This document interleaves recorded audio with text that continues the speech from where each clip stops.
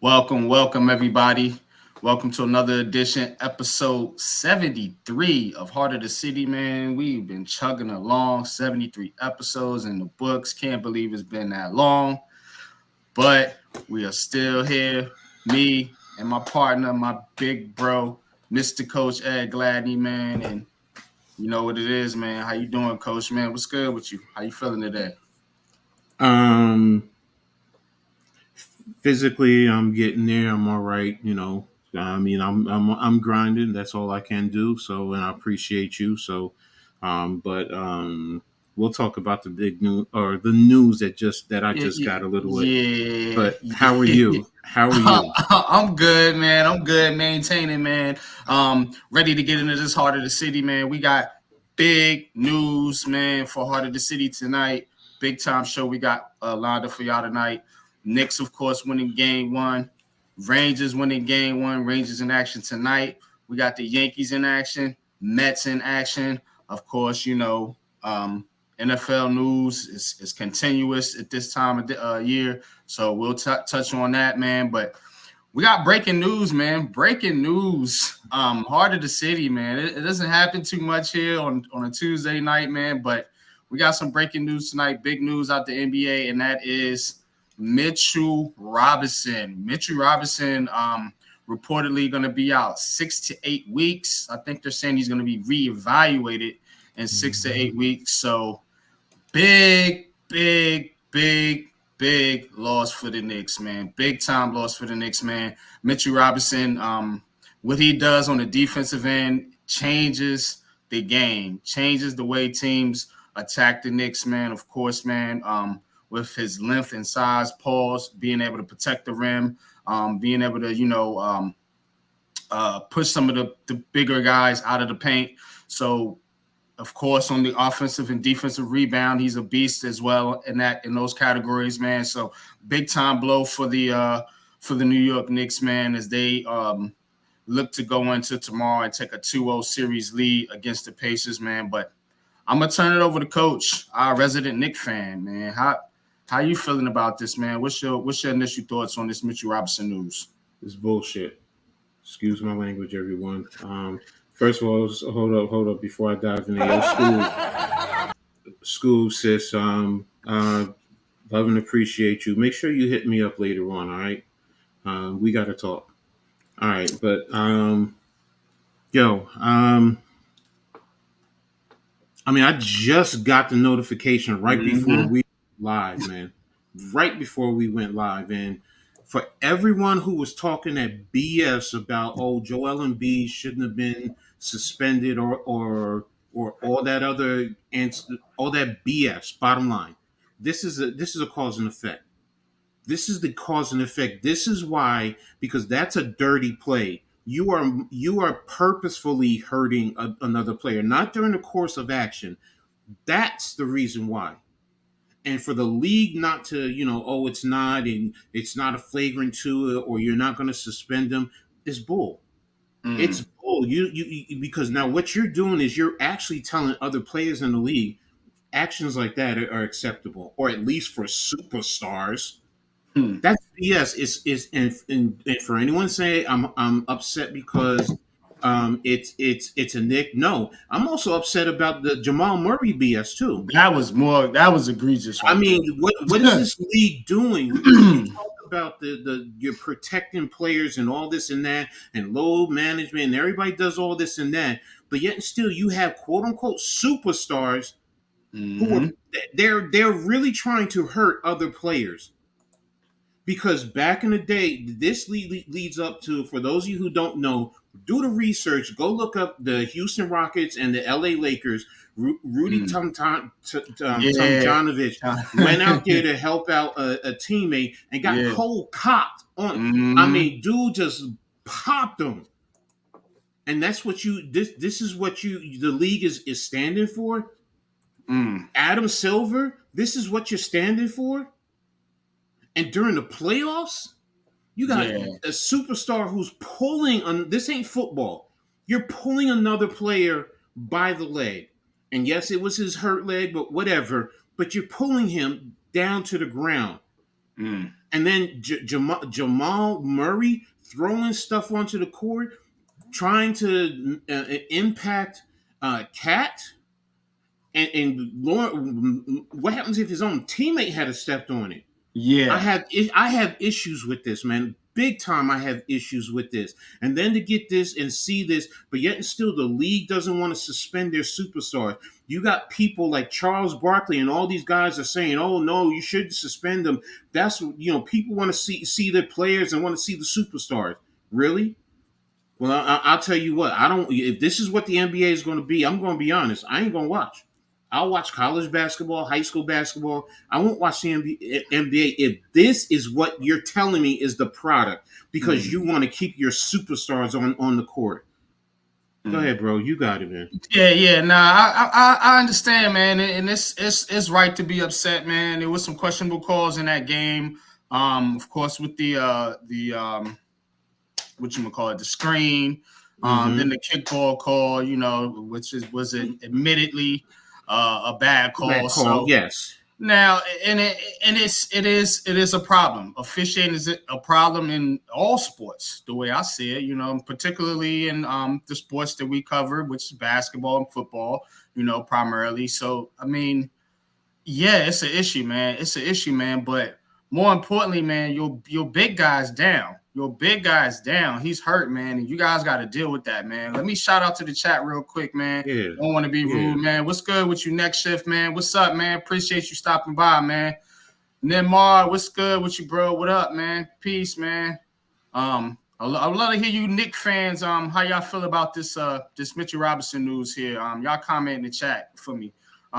Big Blue in the Bronx, Alex, man, what's good, man? Says big ouch on the Mitchell Robinson news. Yeah, man. That's a huge blow, man, for the Knicks right now. Ghost Dog, yeah. Peace and salute, man. Peace and salute to you too, bro. Appreciate your support as always.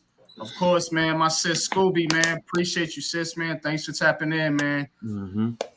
Daniel Berry Sports highlights. Appreciate you coming through. Leaf, what it do, bro? I'll shoot you the link here in just a little bit. Want to have some things out here with Coach, but I'll let you pop on in just a second here, brother. Mm-hmm. Yep, yeah, they Shit, man. Excuse me. I'm sorry. Let me stop the cursing. Yeah, she says I hate Robinson went down like that. Yep. Embiid is dirty and cheated the whole playoffs. Yeah. Joel Embiid, man, but.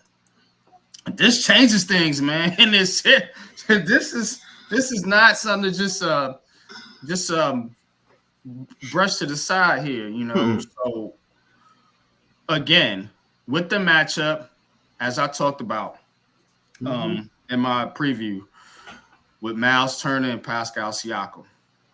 Now you down to Hartenstein and who Achua. Precious Achua. Shout out to Josh Hart. I mean, he plays bigger than his size, man, but he's not going to be able to withstand, particularly Pascal Siakam in the low post. Because Miles Turner, he mostly, like to sit out by the 3-point line and run pick and roll. But Pascal, he'll get in there in the paint, get dirty with him. So, again, now that you don't have one of your main rim protectors, Indiana, I'm looking at it like, hey, let's go. No, you're right in that regard. But in the same token, Mitchell didn't play a lot yesterday. He really didn't. If you really go and look at the minutes, I think he played a total. Right, but that's one game, Coach. No, I get what you're saying. That's why Precious Achua is going to have to step up. Tibbs is showing he's going to go with a 7-man rotation. War with attrition in the NBA. No, I know. Yes. Is this going to pull Alex Burke up now? I mean, to be honest with you, you're going to have to play him just at least. You're going to your bench. Exactly what I'm saying. That's what I'm trying to tell you. School. I'm just keeping my eyes on the game. So, I mean, I got a couple things going on. I mean, I even got trying to keep up with my Liberty because they're doing preseason against my girl Angel Reese. We got Yankees action. I'm trying to keep an eye on the Rangers here. My ass is hammered right now. Rangers 2-2 in the second.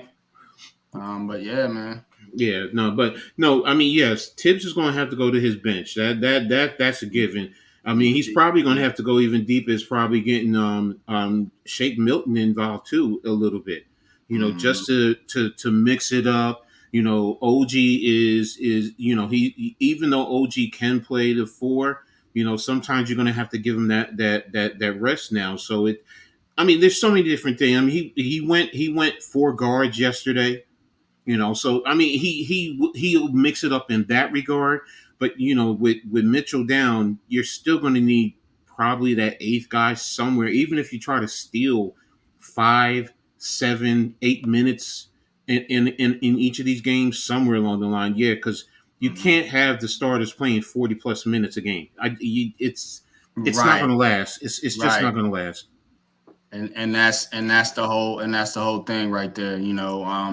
Now to your point, just looking here at the box score for that game last night. OG Ananobi 42 minutes, Mm-hmm. Brunson 44, Hart Mm-hmm. 48, DiVincenzo 44. Mitchell Robinson only played 12 minutes, but those are Mm-hmm. 12 valuable minutes, man. I'm No, telling yes, you. exactly. No, I agree with you. I mean, I so totally agree. That's where now you got to go to Precious. Now, the mhm. last time they went to Precious when He Mitchell only played Robinson went, 4 minutes. He barely yeah. played, But the but last time they went to him, it was almost the same thing where he wasn't playing that much. Mitchell went out and his game went up.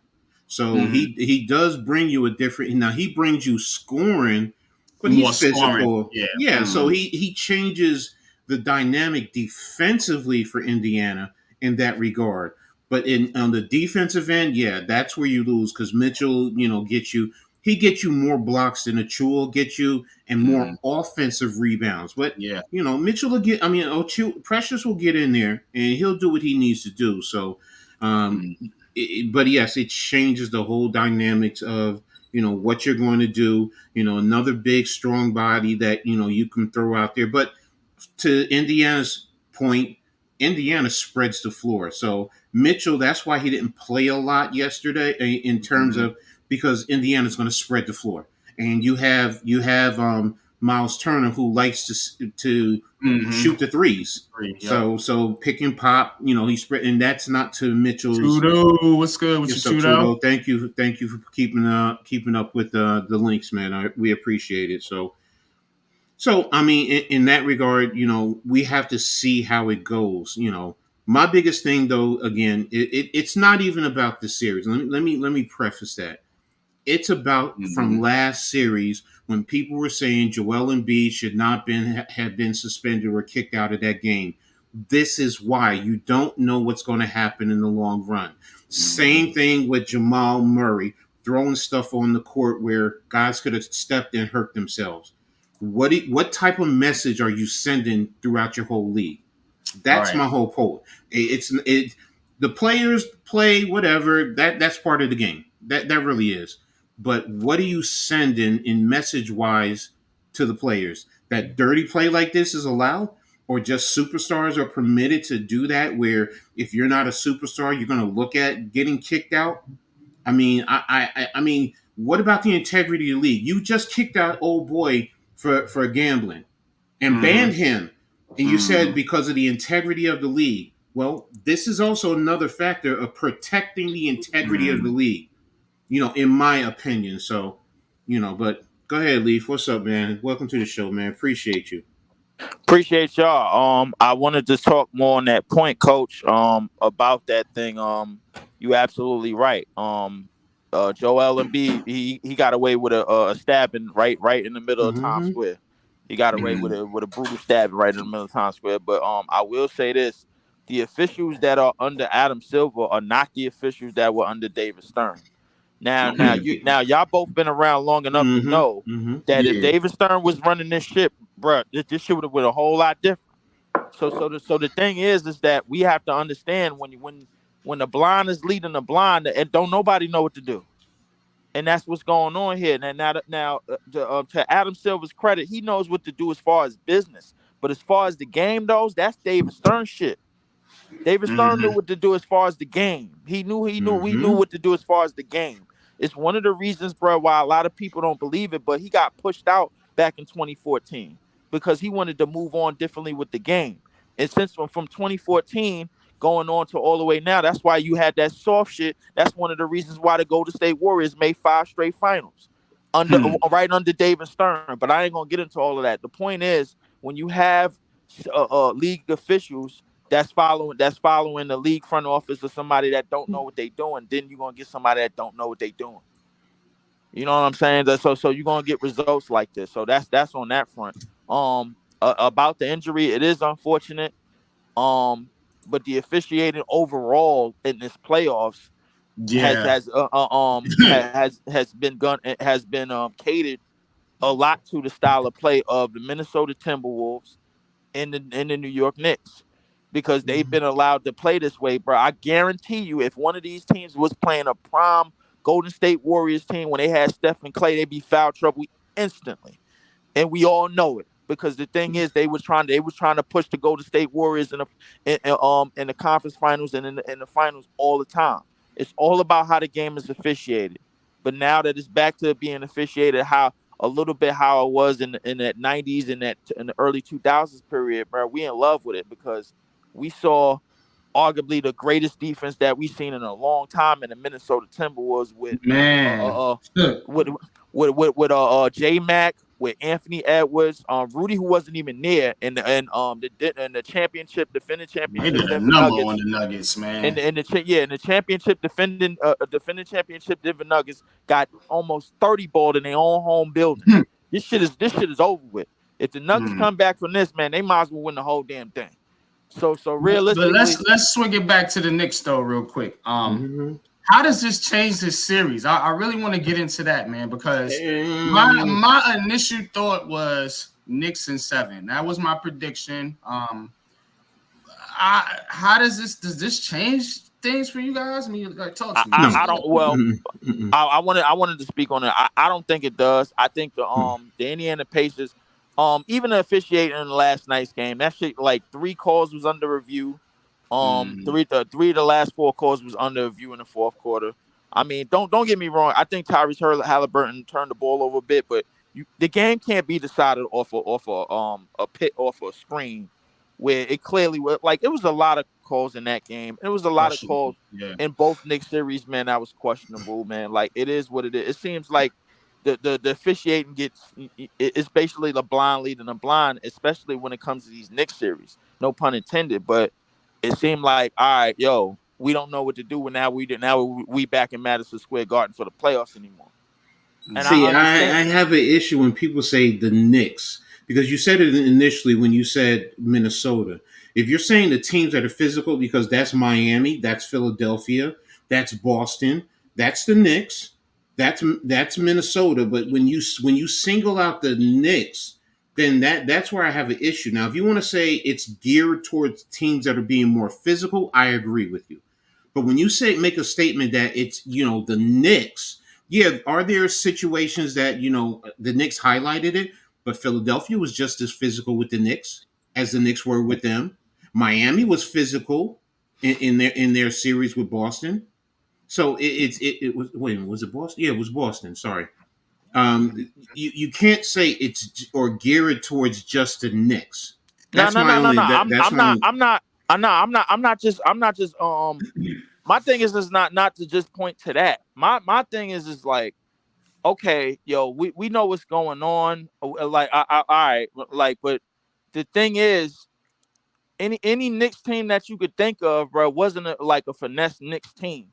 You know what I'm saying? In terms of how they exceeded in the playoffs. So this is how they gotta play.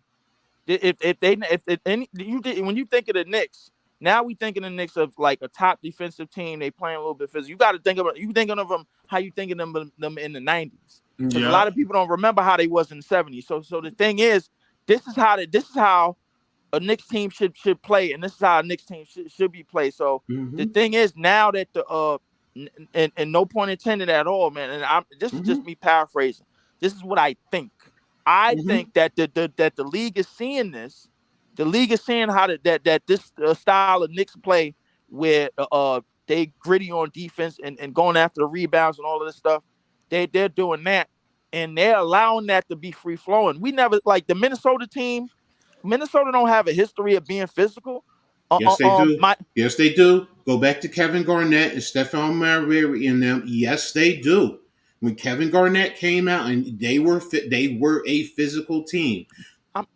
I mean, but Minnesota don't They have a wasn't history. necessarily known for that. Minnesota don't I have see the what you're saying, but so yeah, I see what you're saying, but Minnesota don't have the history that the Knicks got. They don't have I the history that the Knicks got, but bro. Like, and we got what to I'm be getting honest. at, no, I get where you're going, but everything you're saying says it's about the Knicks. Instead of, yes, the beginning of the year, they said that they were going to allow a little bit more physicality. Some teams took advantage of that. I just went down the teams that did. A lot of other teams are finesse, but you just said that you see what's going on. The league is, when it comes, gearing it towards the Knicks, and that's why it's like you're saying that it's about the Knicks, who John Carlos, that damn 420. I'm sorry, when you say, things like that. Now, if you're saying that they're allowing physical play for everyone, fine. But what I'm saying, every time you say it, you're saying the Knicks. That's what I'm getting at when you speak on the level of physicality. Tibbs is an old school coach, yes. He agrees with physical play, yes. This team is built in Tibbs's vision, yes. But so is Miami. So is Philadelphia.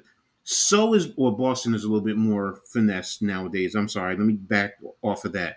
But Minnesota, I mean, and that's my point. It's not just the Knicks, and it's not, it's the East teams, man, like it was in the '90s. Look, man, I always say this on this show: the more things change, the more they stay the same. I You probably know what I'm worded it the saying? wrong way, bro. The thing is, And, when it and when, you have that. Hold on, you have that physicality Mm-hmm. starting to come back into the league now, Exactly. just like it was back in the '90s. 90s. What did I say? Before I said what the big man is coming back into the game now, Mm-hmm. right? Mm-hmm. It's Mm-hmm. just like it was back in the '90s. That's what I'm saying. It's always a cycle. Just like Yes. in football. Now you're starting to see teams running the football more, just like it Mm-hmm. was back in the day. They talking about it's a passing league. See what I'm saying? It Mm-hmm. always wraps around and comes back to the groundwork, which is the foundation of sports, man. And the Mm-hmm. foundation of sports, like I said, is always about scoring to get you there, defense Because and to win you the thing. You know what I'm saying? exactly. And that's where Exactly. we at now. That's why you see Minnesota selling. That's why you see the Knicks doing their thing. You know Heck, what I'm saying? And y'all were with even physical a little bit this year. Even though y'all didn't have the big bodies as much, but y'all play physical. Y'all play a physical brand of basketball. I don't know about I that. That's wouldn't really respect. argue. I'm not. No, I'm not. No, I I'm don't know. not I've even. watched Claxton and I've watched what he does I and mean, how he. Claxton lowers the shoulder every now and again, but like Mm, he not somebody that's gonna do it for over 20 to 30 something minutes a game. Like his physicality comes in spurts. but My thing is my he matches the opponents. That's what I'm getting at. Like NYG said, being that he's in the East, if he's playing Philly, he's going to be physical. If he's playing against Mhm. Embiid, he has to be. Otherwise, he's just going to get walked all the time. And that's what I'm getting at. Like NYG said, in the East, they're more physical than they are out West. Minnesota is realizing that, and they're taking advantage of that. Exactly. That's what I was getting ready to So say. it's not just the Knicks per Mhm. se. It's just that Tibbs, that's what he likes, and I get it. And yes, everyone is going. The perception, quote unquote, is that it's the Knicks, but it's not, man. It's that's what's being allowed with a lot of these teams, and that's my whole point. my thing is that I realize any time the Knicks has had a top something defense and they had a year like this, or they had a Good. year like this Queen going back to the '90s, Raphael. bro. What's up with y'all? They're giving. Listen, and you brought up teams like Minnesota, you brought Mm-hmm. up teams like Miami, you brought up teams Mm-hmm. like Mm-hmm. Philly. I realize that the Knicks are giving a whole lot more of the benefit of the doubt to be Mm-hmm. physical than those teams. I If I didn't disagree. word it the right way, they are No. giving Mm-mm. way more of the benefit of the Mm-mm. doubt to be Mm-mm. more physical than those Mm-mm. teams, and we all know that to be true. I So disagree with you. I'm sorry, I disagree with you. I respectfully disagree. So What's Robinson's injury coach? To it's his those guys. ankle. It's his ankle. He's out 6 to 8 weeks. Let me pull it up. It was on Yahoo Sports. He's out in indefinitely. He sustained a stress injury to his surgically repaired ankle. Damn. Need to Damn. sign. And damn, that's that. Yeah, that's a tough one. And that's MB when he's going up to jam and he's pulling on it. Because remember, MB's a big man. So you got Right. to think about that. He's putting his weight to pull him down, and he pulled him to the ground and even pushed him when he was, quote unquote, coming down on top of him. So So you that's saying that's when he got hurt? that's the initial. That's my opinion. That's where the initial phase, and then Mitchell being the fighter, he's going to keep going. He's been late. He's been Oh man, limping. they're down now. He has been limping a little bit. That would explain why he got crammed on last night by Nisha. Exactly. So yeah, Man. they're oh wow, they are trail. It's third. Third period now. In the Yeah. second, going into the third. But But I get what you're saying, Lee, and I understand the perception. But see, when you say the Knicks are getting the benefit of the doubt, I mean, I'm sitting there watching Minnesota when they trapped Murray yesterday, right over there, and they were literally smacking away at him, and they didn't call a foul. I'm not gonna. There was a lot of frustration on that point of Denver, because Denver last year they didn't see it. They didn't see a Minnesota defense like this. Yes. No, I mean they didn't see any type of defense like this throughout the entire run. If you go back to and Denver has had a long run. Everybody just think that Denver just came along and then they just won a championship. No, Denver went through their lumps and they for those of that's watching, Denver went through their lumps and their bruises as well. The last time they played the physical team close to this was back in the bubble when they played Dwight, AD, and JaVale McGee, and Joker basically had to deal with three bigs. He didn't have a DeAndre Jordan on the bench, but he has one now. But that's not going to make a difference in the series. At least I don't think so. But because the thing is, I think that time has come and gone. The thing is that the multiple bigs have always been winning championships. The front courts where the front lines are defensively sound have always been winning championships. You go back to that bubble championship that I just named, where AD was actually able to play the four and not being overused at the five like he's been since that point when he had Dwight Howard, when you had JaVale McGee. You go back to the Bucks when they had Brook Lopez and a Giannis man in the paint, and they had PJ Tucker to come in to take the bumps and the bruises on defense, bro. Another small forward. You could go back. The only team that's able to been winning championships mostly off of finesse was the Warriors. That was the only damn team, bro. They was the only team to get away with having a Draymond who was 6'7", 6'8" at the five. They was the only team to be able to get away with that, and even they ran a big when they had Bogut. So the reality of that all of these teams chasing all of this perimeter shit and all of these perimeter plays to me has always been a bullshit and a garbage idea. Zach Edey needs to end up with my team. He really does, because the thing and I'm gonna say it on this page. I'm gonna say it on this page, bro. Because I'm gonna do you like they do me in the football circles, man. Who gonna get them the ball? We need a point guard. No. The thing is, bro, the thing is when you're able to play high low with somebody that could get somebody that size that is able to get position inside the paint and then go right up, doesn't have to waste time with too many back to the basket moves or being a black hole in the post, and he can move bodies around like Joker's been moving bodies around and like Joel's been moving bodies around, bro. It's gonna be a lot easier. His positioning is key. He knows how to position himself for rebounds, bro. Like the second that we get him, we are going to be instant contenders. And I know you're not getting him. You'll have no draft picks, and he's going to be a first-round draft pick.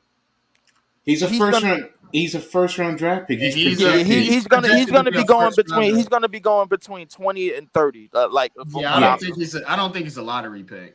No, I'm not saying. I said a first round. I said he's a first round draft pick. Yeah, first round, definitely. Yes, first round. It really depends on what team that drafts him and what team that's going to value his draft pick. Because the thing is, I think when he falls in that 20 to 30 range, the teams that may value him are probably a Minnesota or Denver, because they've been trying to value the bigs for a long time anyway. Fun fact, bro, like the Golden State Warriors could have had Anthony Edwards. They said no. They offered them Minnesota offered them the first overall pick because they wanted Minnesota wanted James Wiseman. They said no. The Golden State Warriors said no to Anthony Edwards. Okay, I mean, I get it, bro. And at that And point in time, you're talking yeah, about a rookie. I mean, somebody potential. I get it. Wiseman was, as a big man, you said it yourself, Leaf. The perception of the big man and the wants of the big man. So I get it. But just my point was Zach Edey on the Nets. Focusing on that.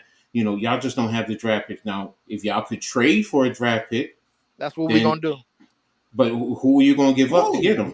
We probably don't. Nah, we probably gonna give up Dorian Finney-Smith because he got 1 year left on his contract, and we get rid of expiring contracts anyway. That's what we known to do. I mean, it's possible. man, It's possible. this team is sad, man. No. The reason why I said that is because the coach that we just hired has been coaching Zach Edey on Team Canada for the last 4 years. And so he knows how to play him. He knows what spots he likes to be. I would like to see us start to do something with the talent that we already drafted. Start to develop some of these guys like we are developing them, but the thing is, we're gonna add on to that by having a presence in the paint, whereas Claxton doesn't have to get pushed around by the bigger, sloppier Europeans. Yeah, well, then that means Claxton ain't gonna be on this team then. Hey. Probably I don't know where Claxton is going. Listen, Claxton's decision to stay here is his decision and his decision alone. So that's the thing about being an unrestricted free agent. You could go wherever the hell you want to go.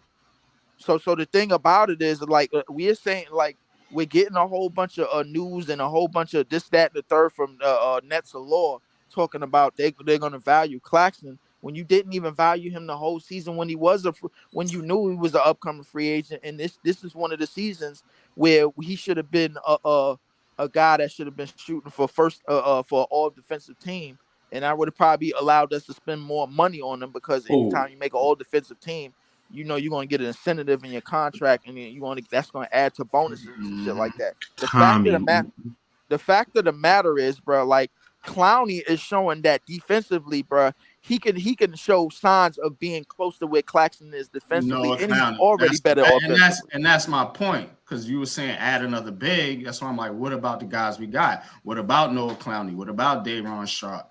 What about Claxton? What are we doing with some of these guys? We're bringing in more big guys when clearly we need some perimeter shooting and some playmaking at that spot too. Can't nobody break down the defense on this team besides Cam Thomas.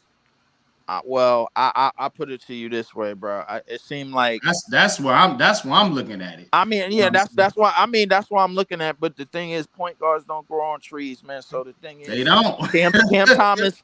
The thing with Cam Thomas, bro, like, I think he's going to be probably in more position of a combo guard instead of scoring machine. Yeah. Zach Edey is coming to the Knicks.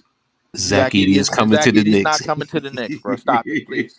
Please stop. Zach Edey is coming to the Knicks. No, he's not. Y'all don't know. Zach Edey is coming to the Knicks. No, he's not. No, he's Zach not. Edey is coming to the Knicks. Don't try to, coach. Don't try to undercut, bro. No. You want to know what, Leaf? Before any of y'all Nets were saying that, I've been talking about Zach Edey. I've been following Zach Edey for years, and I said I wanted him on the Knicks. So do you want to talk about undercutting? I've been talking about it way before you have even said it, because I follow the Big Ten, and I saw this man in the Big Ten as a freshman, and I said, "Damn, that's a big kid," and he grew and developed. So, and he will fit because of his size and the way Tibbs wants to play defense. And you imagine him pick and roll with Brunson. I ain't gonna lie, his pick and roll game with any type of shot creation, bro, like, would be like elite. That's what I'm saying. We need something. We need somebody that's gonna impose, bro. Because listen, Cam Thomas at his age is already proven that his shot creation is just as elite as anybody else that's in the league right now. So the reality is that, in my personal opinion, that the reality, I strongly believe that we'll have something on that front. But the thing is that the thing that we got going for us is that we have a coach that knows how to coach him. the thing is, now you said what you said about Tibbs, bro. Like, and I appreciate that. But the thing is, we have a coach that understands how to coach him. Tibbs is gonna have that boy out there playing over 30-something minutes. No, No, no, no. no, no. You see, the thing about it, why I say that, either Hartenstein or Mitchell Robinson is going to be gone. Right now, Hartenstein is a free agent. So if you're keeping Mitchell, okay. But now if you can get him, that's still a big combination. So you want to sit here and say that Tibbs is going to play him extensive minutes? No, he's not. No, he's not. If you have a good two-man combination there at the center spot, Tibbs knows what to do with him.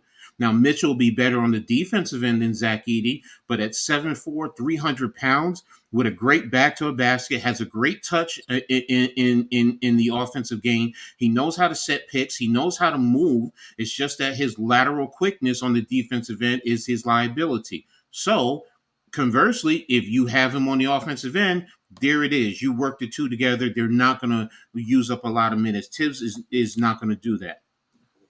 I'm gonna be real pissed off if we don't end up. Yeah, I know you will. I know you will, and that's kind of why I said it. Do I think the Knicks are going to? Bro, we got the worst GM in basketball running. He is, but to his credit, he does not. To his credit, he does know how to draft. I will give him. I don't have no confidence, bro. I don't have no. You have a new coach and the worst GM, and you trying to build a roster. Like, this dude is not proving he can build a roster. You have no picks, bro. That's what I'm saying. To NYG's point, he's like he doesn't trust him. Do you trust him to make the right trade to get you draft picks? No. Well, here's my thing.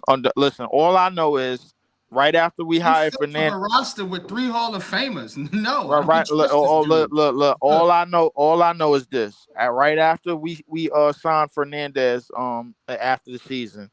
We went from him saying, we don't want nothing in the draft, and then we hired Fernandez, and then he's saying, he wants something in the draft. It's not a coincidence that the coach that's been coaching him on Team Canada is over here, bro. The year that he's about to come out and fire that motherfucker and put him on. Okay, that's all well and good, Leaf. I get what you're saying, okay. But the bottom line is you have no draft picks. And if nobody trades with you, there's not a damn... It's like the New York Football Giants when they were trying to trade up to number 3. If New England don't want to trade with you, there's not a damn thing you can do. There's nothing you can do. So the question is, what is the value of your assets on your team? What does the rest of the league think? As fans, we get so attached. Me as a Knick, I admit it. But let's take the emotion out of it and put logic into the equation. First and foremost, how are your players evaluated and valued across the league? Is there anyone that you have heard that teams are interested in giving up a first-round draft pick so you can get Zach Edey? If the answer is no, you could have got 3 for him. Okay, you could have got 4. You could have got 4. Was it 4? I think it was 4. No, it was at least 3. If I'm not mistaken, it was 4, and he turned it down. So, and right now, with the season and the way it went down a little bit, is he still valued at 4 draft picks? Because I would say I don't think people. Wait, hold up. Mikal Bridges. No. The thing is that whole 4 draft picks from supposed 4 draft picks from Houston. That was what was in that trade is that 2 of those picks were I think unprotected or some other mess going on or whatever. So we wasn't getting all of our draft picks that we sent to Houston Rockets back. We were getting 2 and then a possible something else. But like it was a whole bunch of things wrong with that. It was a whole bunch of things that was wrong with that deal. But like. No. It was never really on the table. There was never really 4 picks for Mikal Bridges. That was a farce. That they just said 4 picks, but nobody actually explained the fine print details in that trade. So the reality is that we really dodged a bullet because there wasn't a current player in that trade. In that supposed trade, there wasn't a Jalen Green, there wasn't a Amen Thompson. Nobody was in that. There wasn't even a Cam Whitmore in that trade. You know what I'm saying? So realistically, there was just a nobody. pick. Yeah. No, you Yeah. can't. You can't do that in the NBA now. You have to. It has to be dollar for dollar too. Don't forget that. That's a Yes. big factor. You have to have The dollar new for dollar. CBA, yes, the new CBA Exactly, has to be dollar for dollar dollar. for Yeah, dollar. So yeah, so and it's one of the reasons, why the trades are so difficult to move. But the thing is, with expiring contracts that's under like $17 million, in a team that would draft a Zach Edey, basically it's like, all right, yo, we got 17 million to spare, this, that, and third. You can have that. You can have that one exception, and you could throw something. And you could throw cash considerations in there. They do it all the time. They've been doing cash considerations in trades, especially in the, come draft time and draft night. We've seen it all the time. So the reality, our only reality of getting Zach Edey is through trade in the draft. That's our yeah, only reality. exactly. No, and that's my point, and that's where I say if you could look around the league, first and foremost, who are you going to get at least one first round draft pick along with a player to come along with that. Now, if you want to say Mikal Bridges, okay. If you're going to get one draft pick, are you willing to give him up? I'll And be where willing to where give him. Well, the thing is that when you giving up a draft pick, I know the dollars have to add up. That's what I know. I'm not sure if the draft picks have to be exchanged the same. I'm not no, sure about that. No, So what I'm so the saying when I say the draft pick, for example, okay, if you're trading Mikal Bridges and you get a player back with a contract to meet, but now they're going to give you a first round draft pick because that contract is say 3 years, so you got to eat that contract for 3 years, so they're going to give you a first round draft pick to go along with that. That's when I say the draft pick. It's not just the draft picks or in that regard. It's what is the contract? Is it a long contract? Is because you look at Mikal Bridges, he's young. What is he getting paid? How long? Because he's what in his last year or two, if I'm I not think mistaken, he's Nah. second to last. second to last. So if you pull someone who has a 3-year contract, Mm. the other team trading with you may give you a first round to take that said player, to get Mikal Bridges. I hope I made myself clear. Yeah, no, you So, did, no, so, you did. so what about this? Let me pitch this out to y'all, man, because I was having a conversation with somebody out on social media, and I'm just gonna read it out here. He says, "I've been saying the net situation is eerily similar to the ones the Knicks were in 2022 when they went 37-45. Knicks kept building and added a 6'1" lead guard that fit their TL while maintaining future flexibility. Mm-hmm. That should have the opportunity to do the same in the summer." And I posed Mm-hmm. a question. I said, well, who do you suppose we get? And he says Donovan Mitchell. Says he feels a need. He's young enough to be considered a foundational piece on a team trying to retool for a 3 to 5 year window. And because he's expiring, the Nets have threat of enough cap to sign him next summer. I think he costs less than people think in a trade. What's your thoughts on that? And the Rangers just scored, tied the my game. my Let's my go. my thoughts on that. My thoughts on that is like, okay, if we're going to get Donna, if we're going to get Spider, strictly out of free agency, I'm cool. But if we doing anything via trade, I don't trust it, because our GM, bro, has proven that he could basically fuck the dope up, man, by trading away any damn thing. So I don't trust him when it comes to trades. Now, in terms of free agents and draft picks, I trust him because he's drafted Cam Thomas. He's drafted Nick Claxton. He's drafted Noah Clowney. He's drafted Wilson. He's drafted Jared Allen. He's drafted all of these players. He signed Kevin Durant. He signed Kevin Durant. He signed Kyrie Irving. Those are some damn good signings. In terms of trades, hell no, I don't trust him, because he traded for Ben Simmons in the way the injury report. What's good, Earl? Appreciate you coming through. So no, I don't trust him when it comes to trades, bro. Like, now, in terms of a trade for a draft pick, Coach had mentioned. Coach had mentioned how it was going to work. See, the thing is, Dorian Finney-Smith is in his final year coming up. this season with 16 mil. Now we got to find somebody around that mark that has Zach Edey on the team, and that way we could get the Zach Edey pick along with that, because like not all picks get signed. Like we do know that a lot of like 60 players is going to get drafted, but not all 60 players are going to get signed. So the reality is that who is going to sign Zach Edey? That's the thing about If it. you Who is going to have in the first round contract? Those are guaranteed. So first rounders stay. First rounders, okay. So first rounders say so. Outside of lottery, what are first rounders getting? That I don't know what their I actual don't know the NBA. what their actual rate is. If first rounders is getting maybe it's slotted, right? It's slotted. Yeah, it's slotted. Everything is slotted nowadays. It's just that I don't know specifically what their contracts. If it's 4 years at say $40 million as an example, I don't know. I don't know that. I'd have to try and see if I can. Over Astros. So as far as I know, and the reason why I'm going like this, because Noah Clowney is a first round pick. He was picked at 21. The way his contract looks is $500,000, then team option, because the team rights own the rights to that contract. So team option is picked up after in his third season. The team option is picked up. So that means that the team basically has to pick that option up and then sign him to whatever they want.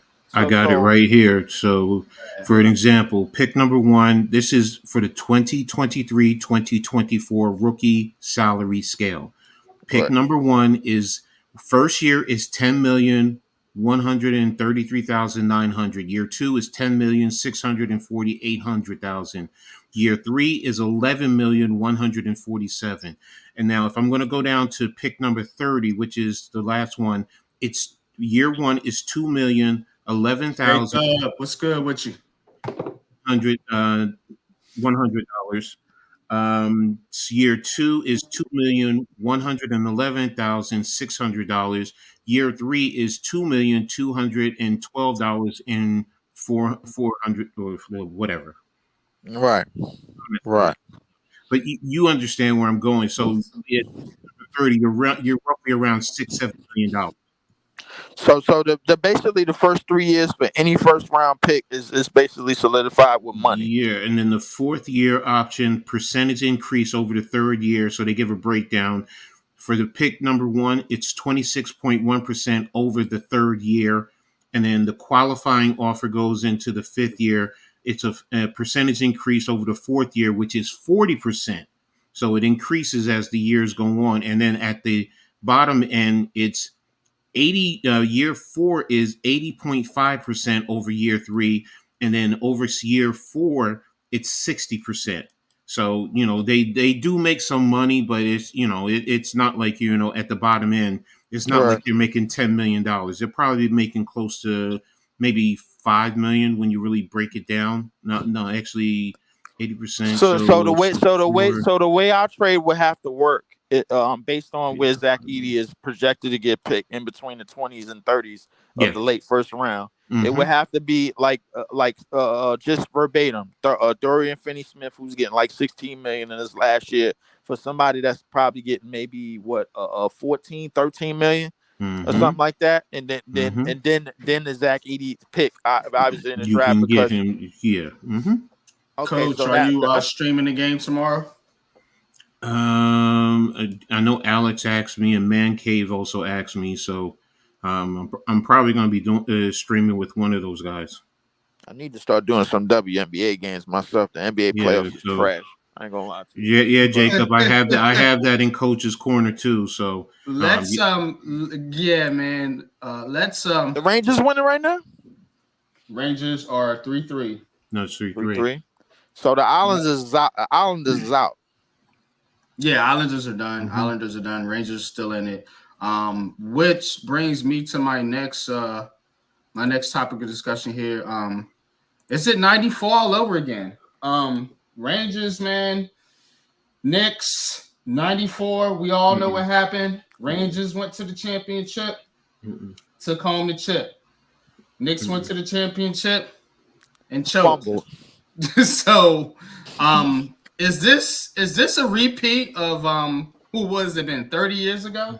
Yes, it is. It's an exact repeat of that because we all know good and damn well the Knicks ain't gonna win no damn championship with the Who team that they they got right won't? now. Who to say they won't? Everyone's out there saying that, oh well, they shouldn't have made it this far and this and that, and look at what they're doing. I get what you're saying, but you can't say damn well.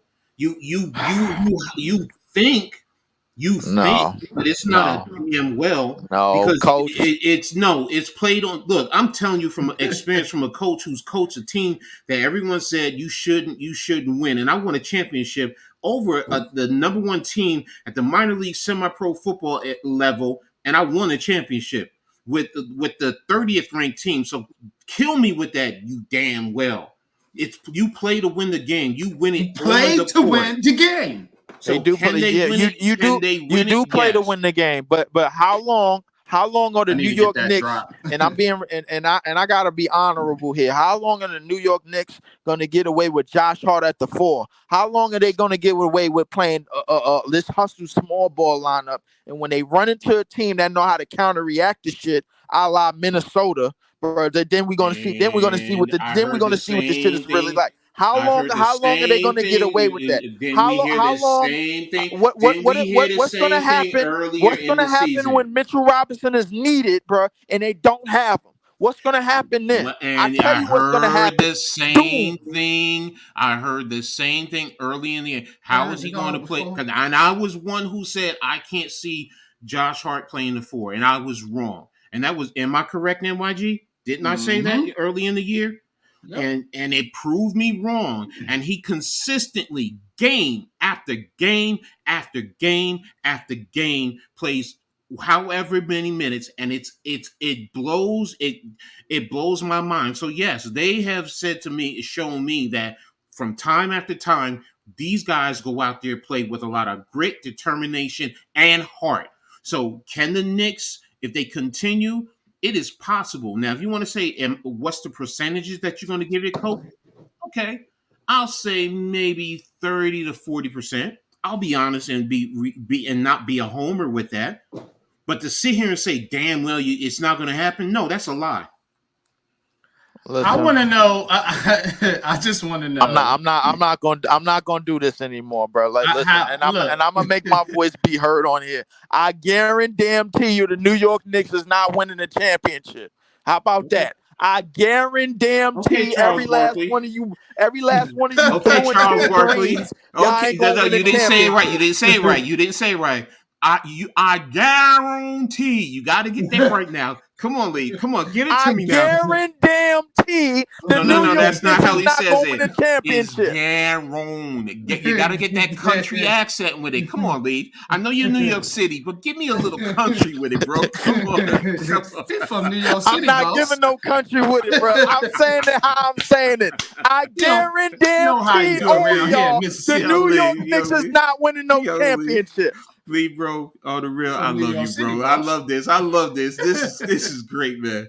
This is taking it back to the stoop back in the day, man. Yes, I love Yes. this. Yes. The Yes, Knicks have a better chance. and Yeah, the listen, Nets listen, ain't in the playoffs. and You I know want to that. continue, and I want to continue to dig the knife even further. Listen to all of you blue and tangerine fans out there that's watching this and enjoying all of this. The Knicks are going to continue to fail you for as long as you live. They are going to continue to fail you. They are going to continue to fumble right at the 1 yard line because So they what about just the not good Nets? enough. What about the It's just Nets? that simple. The What about Nets the are Nets? the You're net gonna the fail Nets. you too. They're gonna No, fail no, you they not. too. No, no, Yes, they no, are. they not. So No, they so not. the Knicks are gonna fail us, but the Nets are and the The Nets have Nets, improved the now. Nets One, don't yeah. have. I don't have no expectations for the Come on, Nets. girl. So Come on. The Come on. thing is, You know what, Lee? the thing is, You know what? You're right, the Leaf. You're right, expectations Leaf. for the I'm Nets, wrong. I'm wrong, Leaf. You win. You expectations win. for the Nets has You win. disappeared. I already explained this. The $180 billion that the New York Knicks have spent from 1980 all the way to now doesn't, bruh, it far exceeds the Kevin Durant and a lot of Kyrie money. era. It far exceeds it, bro. You're Like right. You're it's right, 10 bro. times as worse. You're right, bro. All of the debacles that the New York Knicks have had, bro, from every decade in this league, other than outside of the 70s, they have failed children in the city. They have failed adults in the city. They have failed basketball fans for many, many years. The Brooklyn Nets have only been here for 12 years. They have failed nobody. New Jersey had no expectations for them. The upper New York State had no expectations for them when they came into the league back in 1976. Nobody did. Nobody did. The Nets were just there. The Nets were just that team. They was just that team that was just running around the tri-state area. Nobody had it. The Knicks have been failing people for years. And they are going to continue to fail people for years. My father knows it. He's in his 60s. Everybody in my family knows it. They are going to fail people for years because they are failures. This is what they do. They are the Knicks. They're going to continue to fail people. They're going to fail you, coach, and they're going to fail Lou, and they're going to fail everybody else that comes up in here that puts faith in them every time they get a team. They're going to fail them. Why? Because they are the Knicks. That's why. The Nets don't. The Nets, the Long Island Nets, the New Jersey Nets, or the Brooklyn Nets, they haven't failed, right? Okay. They haven't had any expectations. Rangers got to a fail. power play here. What 9:23 left? They went to the NBA Finals and got swept by the Los Angeles Lakers. Swept. Yeah. Okay, but that's not a failure. That's not a failure. But the Knicks is a failure. The expectations were not the same when they got Jason Kidd and they went to the finals. What does it matter? It was reporters that thought the world was flat when they got there. They didn't know. They was just like, yo, the Nets really got out of the East. That Eastern Conference was sickening. The year before that, Allen Iverson and the Philadelphia 76ers got out of the East. Come on. All right. You can yell all you want. But my question is, the Nets organization, whether they're in New Jersey, whether they're in Brooklyn, whether they were in Long Island, whether they played in Piscataway. Yes, they played in Piscataway at Rutgers. Rutgers. So I know the history of the Nets, bro. Mm-hmm. I know the history. So my question is whether they are part of this league. They have been to championships. If you're going to argue that the Knicks are failing their fan base, my only rebuttal is you're telling me the Nets, and don't give me, it's only Brooklyn. They've only been here 12 years. It's still the Nets. When they came from New Jersey, they were still, the ownership was the same. Mm-hmm. So my question is, they haven't failed the Nets fan base? They haven't failed the Nets fan base as much as the Knicks have failed the Knicks fan base. No, it's not as much as it's a simple. I'm going to be a lawyer. Yes or no? Yes or no? Okay. They haven't. They haven't. Give me some of what you smoking, bro. I need some of what you smoking right now. They haven't. You know why? No. Unless you calling for Scotty because you're getting beat up, bro. Because the support system is not the same. The expectations is not the same. And the New Jersey market to the New York market is not the same, bro. Like, and even though it is the tri-state area, well, listen, it's still a Knicks town because the Nets haven't done anything. That's why. And this is where I'm of the belief, and we're gonna leave it here because we got to move on. But I'm of the belief of ain't nobody got shit to talk because they. Thank you. That's my point. That's my point, NYG. Can't brag on the Knicks. Knicks fans can't brag on the Nets. Nets fans can't brag on the Knicks. Ain't nobody know that shit. Thank you. Listen, hey, I agree with you. I agree with you, but I always like to make sure that the Blue and Tangerine group know where they stand, bro, and know how much and know what's gonna happen. I agree with you, Leaf. The Knicks fans do get a little cocky, so to speak, but ain't none of these fan bases got nothing to talk about for real. That's why I'm watching the Rangers game. Hold on, NYG. They get it done. Hold on, NYG. Hold on. Yo, everyone out there, got 46 in the chat. Yo, you guys are phenomenal. Make sure y'all hit the like button for today's episode because it is flaming out here. Make sure you subscribe to all of us, man. Hit that notification button and always share on all your social media platforms because you guys are part of this family to help this grow. Thank y'all. We love y'all. Let's keep it going. Yes, sir. Let's do that. Let's definitely keep it going. Rangers, like I said, 3-3 still in the third period. I'm keeping an eye on the game. Let's check in on the Yankees and the Mets real quick. Yankees 10-1. Let's go. Astros ain't looking so hot this year, are they? Where you at, Coach Dante? Yeah. All right. A quick update too on the Liberty, because they're in preseason action against Angel Reese and the Chicago Sky out in Chicago. Right now, it's not looking good. 74-43 in the fourth quarter. But I will say this, because this was part of Coach's Corner. They had like 6 rookies that they were going to be playing. So I know they pulled their starters early in the game. So you get them out there a little bit in the first, you're starting 5 just to go, and then you pull them out the game and you see what you got because you want to work on your bench. But, I'm not worried about it. It's preseason action. So, the Sky have more to try and work into the game. So there you go. That's a fact. That is a fact. And the Mets bottom of the 6th. Can't forget the Metis. They up over the Cardinals 6-4. Oh, Michelle Smallman is not going to be happy tomorrow. She is not going to be happy. Why say that? Oh, she's on Unsportsmanlike. She's a Cardinals fan. She knows baseball, and she grew up a Cardinals fan because she's from the Midwest. So, okay. Nimar said Knicks in 4. I don't know. I don't know about this Knicks in 4 and 5 mess, man. Like Indiana, y'all, had not been for some questionable calls, I mean, Indiana probably wins that game.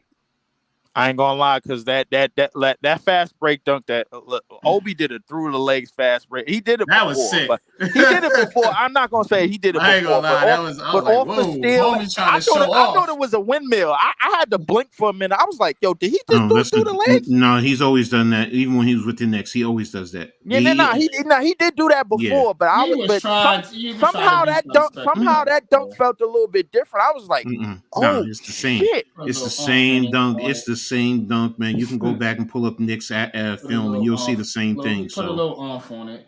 So of course, because he's in New York and he was at home. But if you want to be honest, okay, but you go to Indiana and you're same situation because you're playing behind Pascal Siakam when you were doing the same thing with the Knicks. So the thing is, okay, and into the regard of with the referees or whatever, don't forget Indiana was up by 9 in the fourth quarter, and the Knicks fought back to do what they had to do to win the game.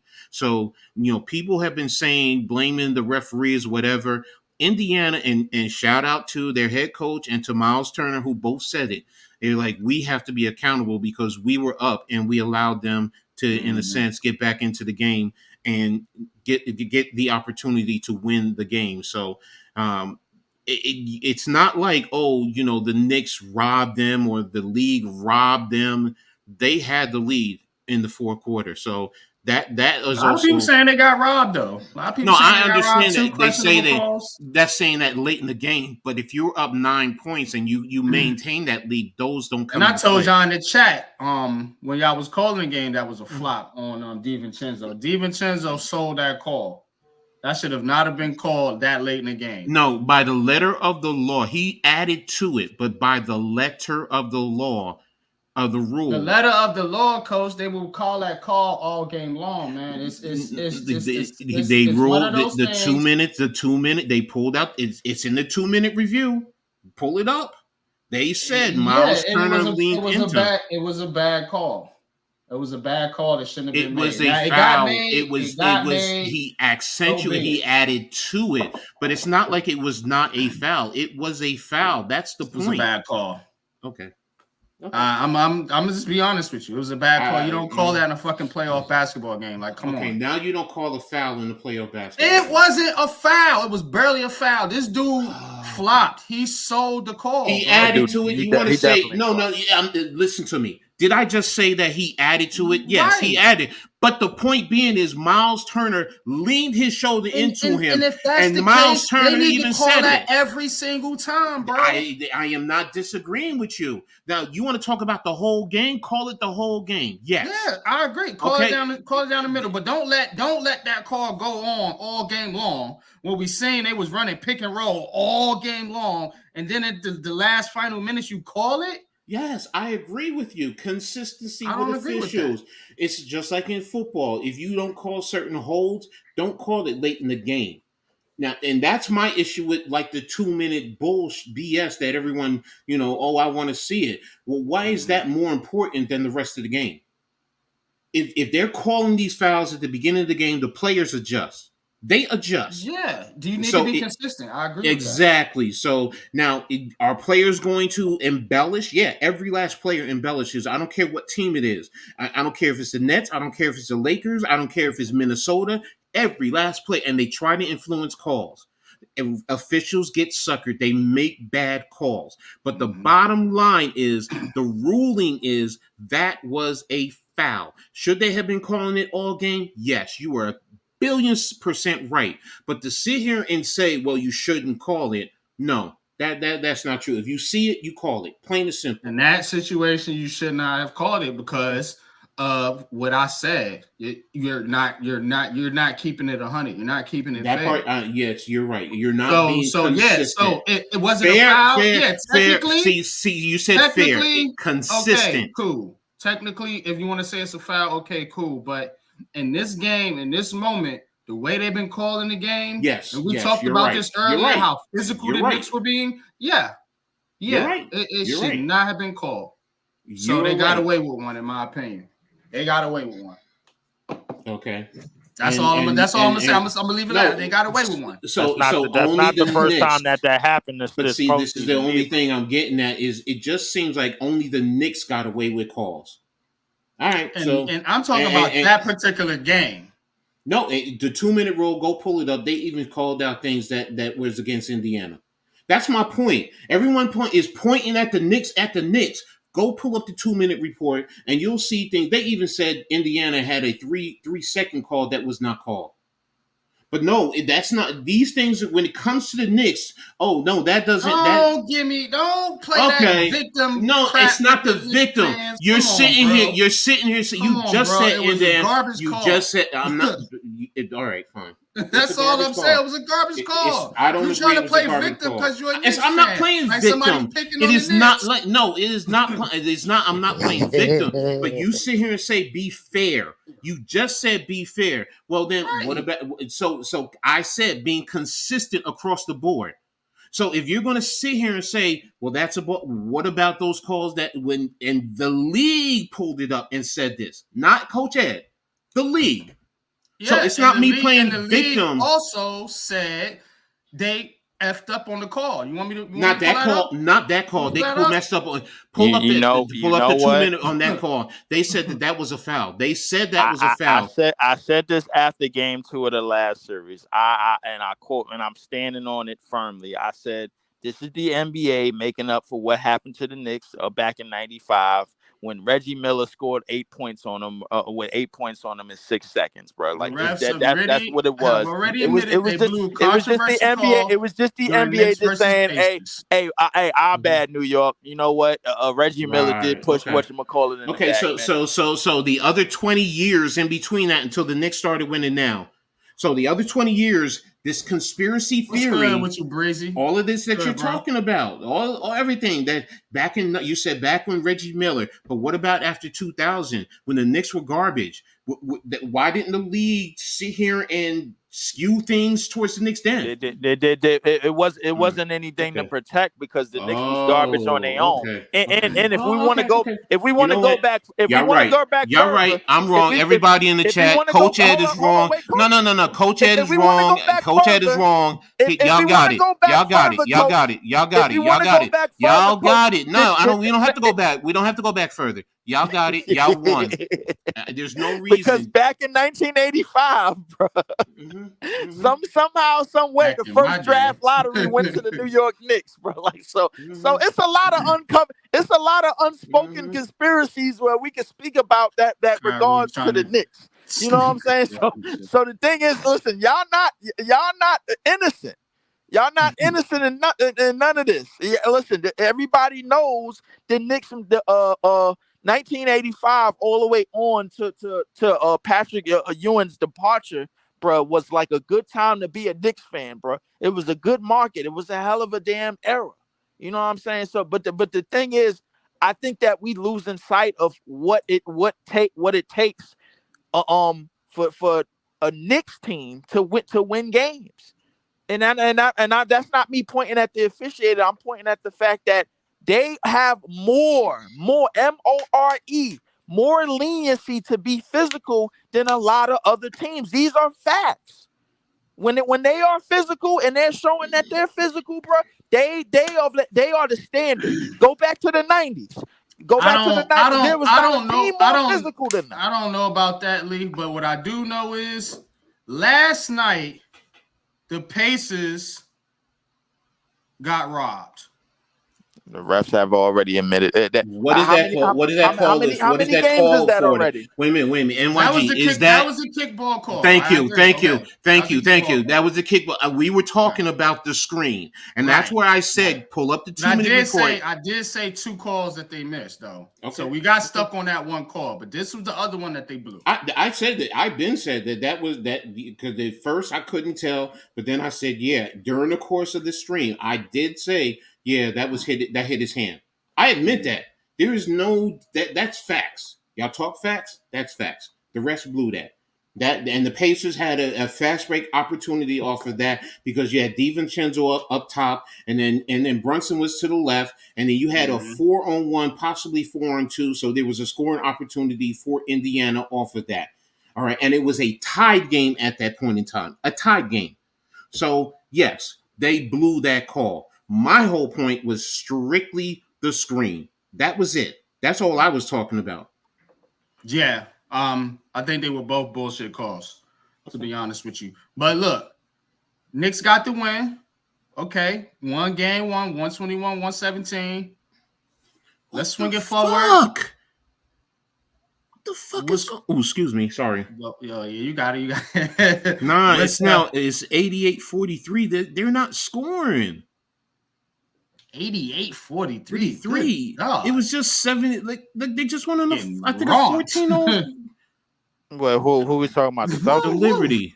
Oh, the Liberty. Oh. I'm gonna mute because I'm gonna pull up the stream right now. Go ahead, keep talking. Didn't they just get out of the final? 10-1. 10-1. Yankees top 9. We got Mets 6-4. Going into the bottom of the 7th. And, of course, the Rangers still 3-3 right now. But, yeah, man. So, Knicks, like I said, moving on to game 2. 91-47, 3 minutes left.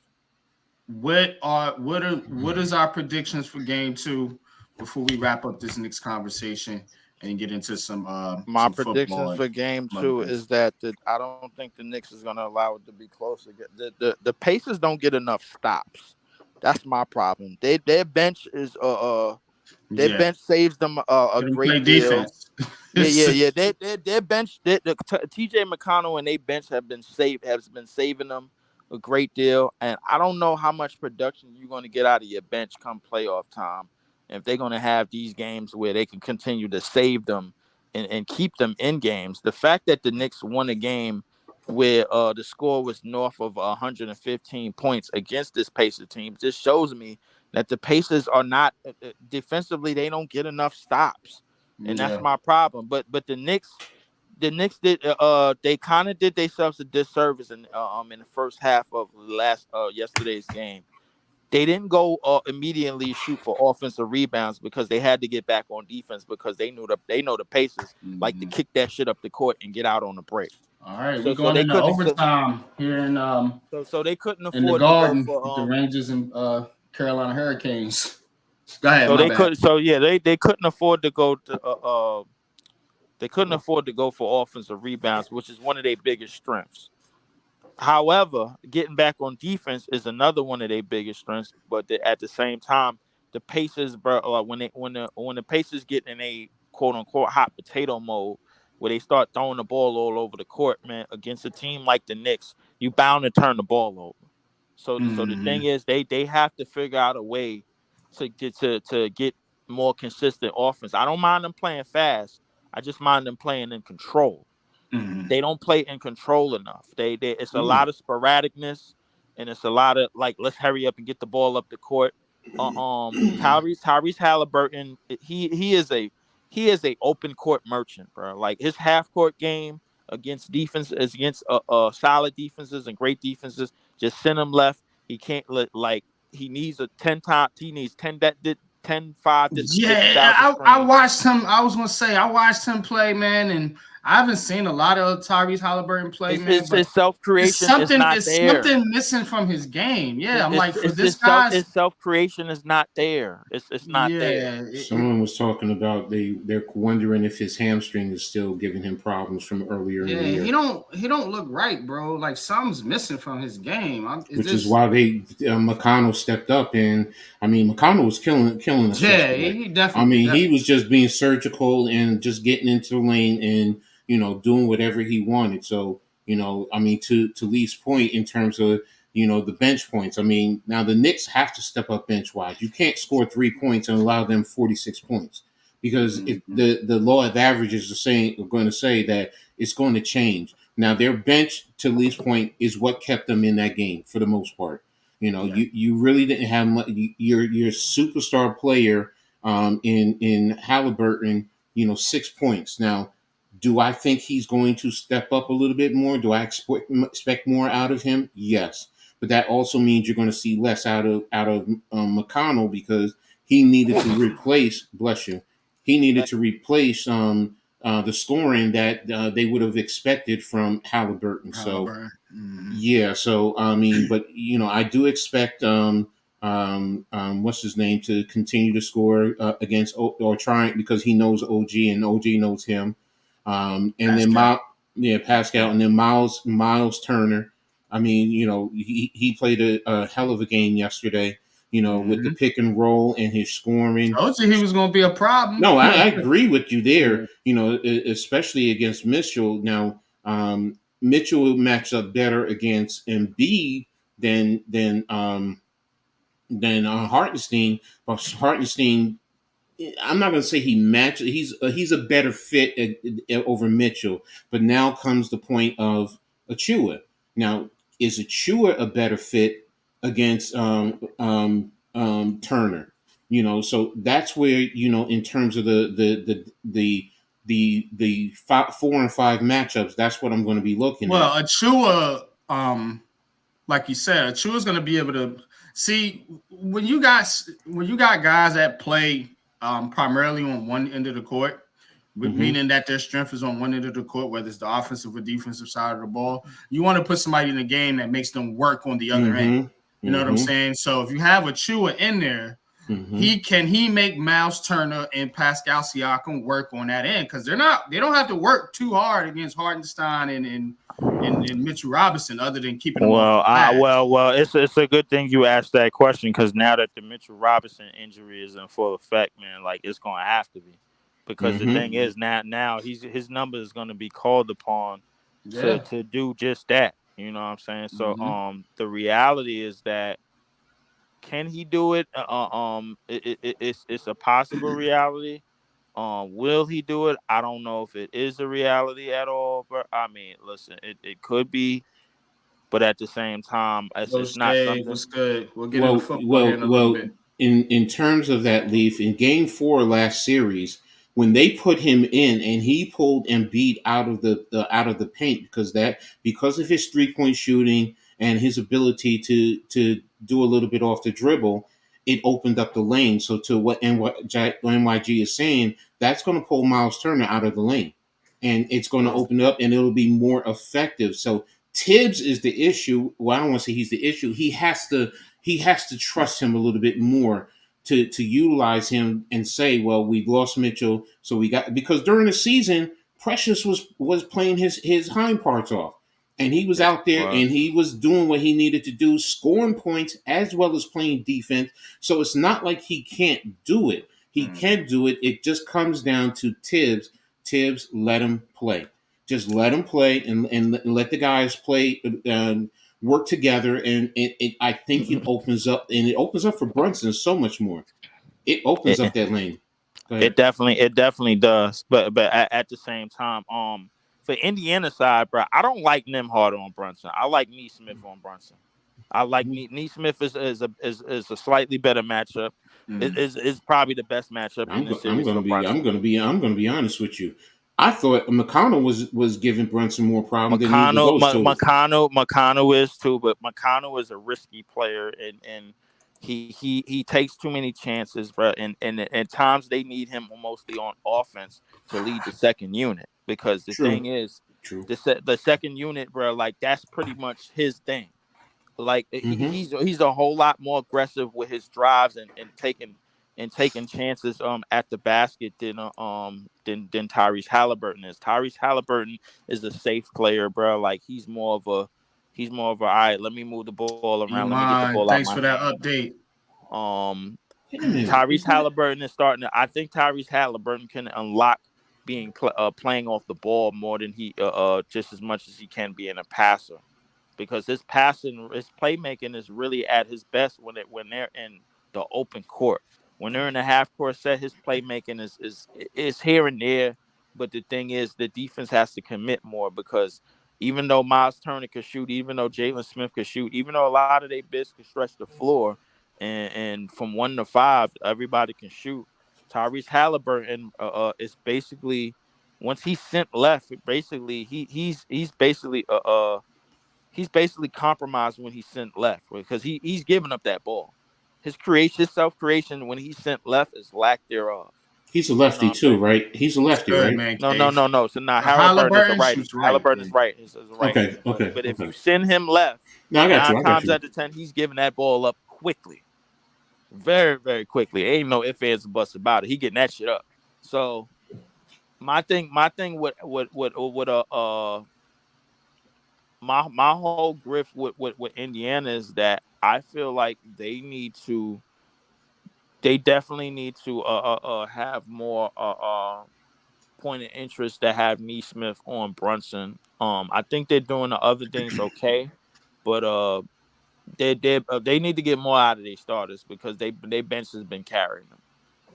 You know what I'm saying? So let's get a quick prediction for game 2, because I already gave my prediction for the series, but game 2, we know Mitchell Robinson is out. What's y'all's prediction? Who wins game 2? It's a game 2 tomorrow night. Regrettably, I gotta go with the Tangerines. This is the I think Indiana doesn't get enough stops for me, bro. Like they don't get enough. They still giving up a second chance points, because they don't really rebound as great as they should. For a team that likes to get out and run and get out on the fast break and move up the court, you got to be able to hold your own on the defensive rebounds. Everybody has to rebound, because if everybody's going to run and everybody's going to get the ball up the court, then everybody has to rebound. What I will say about the Indiana Pacers is that they move the ball around pretty good when they're moving the ball around, but they can get it sporadic as well. But the Knicks, I think everything that the Pacers do well, the Knicks can counter-react it with certain runs and everything. I don't think the Villanova boys, men, are going to just lay down and roll over when they start to go on runs. They got to figure out a way to neutralize Josh Hart, because Josh Hart really kept them in the game and got them back in the game. And spurts where Indiana was about to go on a 10-point lead, and they couldn't do it, because here come Josh Hart just running down your chest, bro. Like, yo, listen, I get it. He's a tough player. He's 6'4". He's tough as nails, but no, that you got to stop letting that shit happen, and you got to stop letting that happen. Coach, so I got the Knicks in the game too. Got the Knicks, man. Coach, what you got, man? What you got for me? Who winning tomorrow? Do you really need to ask me that? The Knicks are winning tomorrow. The Knicks are winning. Knicks. I'm rocking with my squad. Period. Case closed. I hear you, bro. I hear you, man. I believe, again, you don't play defense in the playoffs, it's going to be hard to win games. It's going to be real hard to win games. But that being said, something tells me Pacers are going to make this interesting, and I think they come away with the win tomorrow. They're probably mad, pissed off about some of the calls that happened. So Maybe they come out there with a little more energy, a little more juice, a little more focused. Attack the basket, man. Get the Knicks in foul trouble. Get to the free throw line. But we'll see. We'll see. We'll see, man. I don't know who they got. Ultimately, I think the Knicks will win in 7. But yeah, man, gotta find a way, man. Screen and roll, pick and roll, whatever you gotta do. Do something. Right. All right, man. Hour and 26 minutes, man. Y'all hit that like button, man. We are still rolling, man. Yankees 10-3 over the Stros. Let's go, Yanks. We're still waiting for overtime to start between the New York Rangers and the Carolina Hurricanes.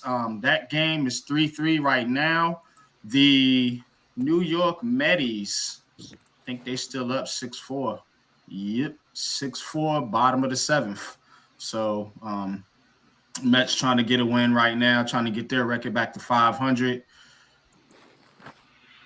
But, so, here's the thing. Switching it over to the NFL real quick. Schedule release is supposed to come out next week, I think. I think somebody said next Wednesday. Coach Dave, I know somebody asked me about what the Giants' record is going to be. Look, man, I got a whole seriously, I was working on it today. I got a whole off-season breakdown. So I'm going to keep the conversation kind of general because I'm going to really get into detail about what the Giants are trying to do and what I think their plan is, their strategy is moving forward, because I've been kind of locked into this. But honestly, the Giants just have to improve. They just got to improve, man. They got to improve what they had from last season. Good block. And I think if they can do that, you know what I'm saying, the future is bright. I mean, you should have a somewhat good defense. Like I said, I put it somewhere between 10 and 20. You should have an improved offensive line. And you got a number 1 receiver now. Now, whatever you think about the quarterback, that is what it is. But quarterbacks don't make football teams. I don't know how many times we have to reiterate this. So, despite that position not being the sexiest that people want it to be, the fact of the matter is that we are building a team right now, and it's looking on the up and up. I think it's looking on the up and up, man. You know what I mean? So, that being said, Coach, tell me this real quick. When it comes to the New York Giants, do you think with the moves that have been made that the Giants have an improved roster from last year? It's a simple question. Chat, y'all can answer the question too.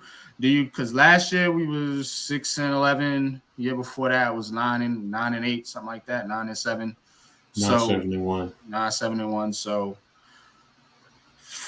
do we have an improved roster from where we were this time a year ago? I want to believe yes, because the potential is there, but in the end, it still goes on execution. And the players have to execute, each and every last one, from the quarterback to the wide receivers, that's Neighbors included, to the offensive line. I mean, we need to see improved play on our offensive line because it controls everything on this team. Defense, defensive line, cornerbacks, everything. We need to see improved play. So I am of the mindset right now, the potential is there to see this team be improved when they go out there and play. So, but it's they have to gel. NYG, they have to gel. There's no way around it. You have to see an improved play, and you can't, speaking on Burns, Iman talking about that, in running situation, he's not a strong run defender. He doesn't do well all the time in setting the edge. He can get washed, so he has to do well there. I thought he was pretty decent at setting the edge. He's decent, but he's not overly strong. You can wash him. And when I say watch, you can ride him out. So the potential, quote unquote, potential is there.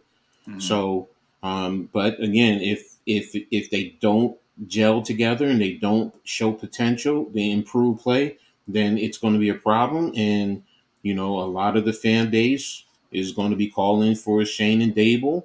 We already know Daniel Jones will be out of here if the team is not playing well next year, or at least showing consistent improvement, because that's the biggest thing. Each week you want to see improvement. Mm-hmm. So, right. and that's what it boils down to. So, yeah, man. Coach Dave says, I'm not sure if it's an improved, if I'm being honest, and people need to allow Malik to be a rookie. Some people are putting more pressure on him than they are a 6-year vet at quarterback. Look, not here to talk about the fuck quarterback all the time. What I'm here to understand is the team improved. Now, when you talk about pressure, there's no more pressure on Malik Neighbors than there was on Kayvon Thibodeau, than there was on Evan Neal to make an impact his rookie season. There's no more pressure on Malik Neighbors to do anything other than be himself, which is a number one receiver. He's been that his whole entire college career. So the ridiculousness that we're putting pressure on Malik Neighbors is not true. The pressure is on the coaching. The pressure is on Brian Dable to put some wins together. That's who the pressure is on, if you want to be honest. There's no pressure on Malik Neighbors. You guys you're spinning a narrative that's a nasty narrative. Nobody's putting no pressure on that fucking kid. Stop it. Stop it. I'm really getting tired of talking about the Giants. Honestly.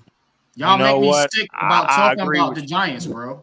Y'all do. Y'all make me sick of dreading this topic, dreading coming on my show to talk about my favorite team is because of fans like you and fans like some of these idiots on Twitter.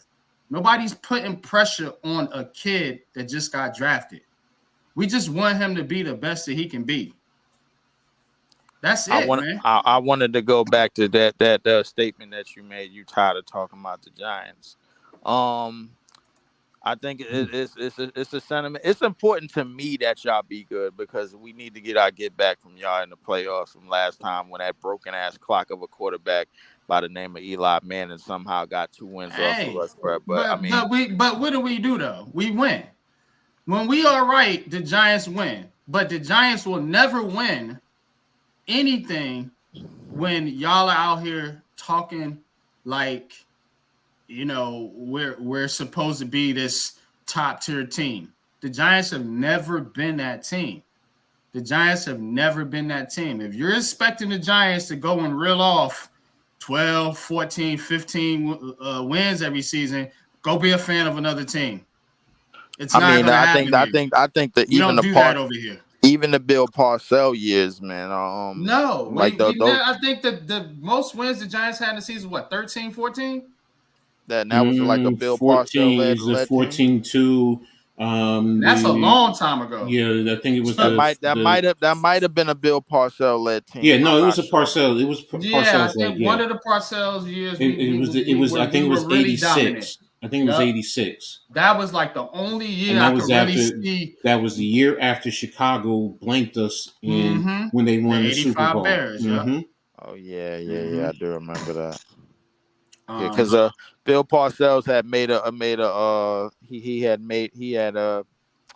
made a comment saying he said, yo, if that about that Bears team that y'all played in '85. He said if we would have played them 100 more times, man, we would have won once. That '85 Bears team was that serious. Good, bro. Like, yeah, they were. But what did we do though? We built a team. Yes. That could beat them. Yes, the next year. You know what I'm saying? Yes, the next year, this team, because the thing about it is, even though they got blanked 21-0 in the playoffs, you felt like you could still play with the Bears because everyone talked about the Bears, and you saw what they did to the Patriots in the Super Bowl that year.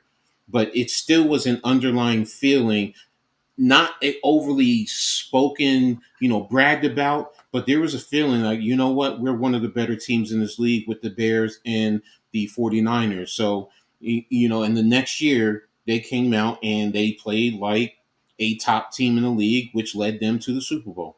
Mm-hmm.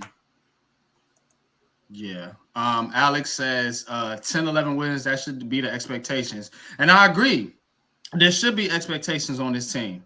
There should be expectations on this team, but I'm just looking for them not to regress. That's all I'm looking for. I'm looking for them not to regress because I know we're not there yet. We're not there yet.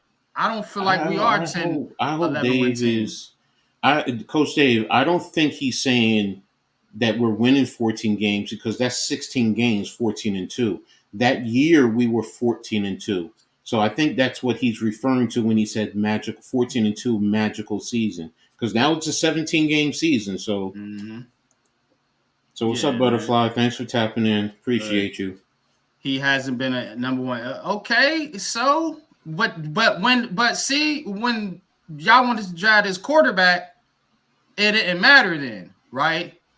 We can baby your quarterback, but if I'm expecting Malik Neighbors, a 6 overall draft pick, to go and come in here and do what he said he was going to do, which is be a number one receiver, what are we talking about here?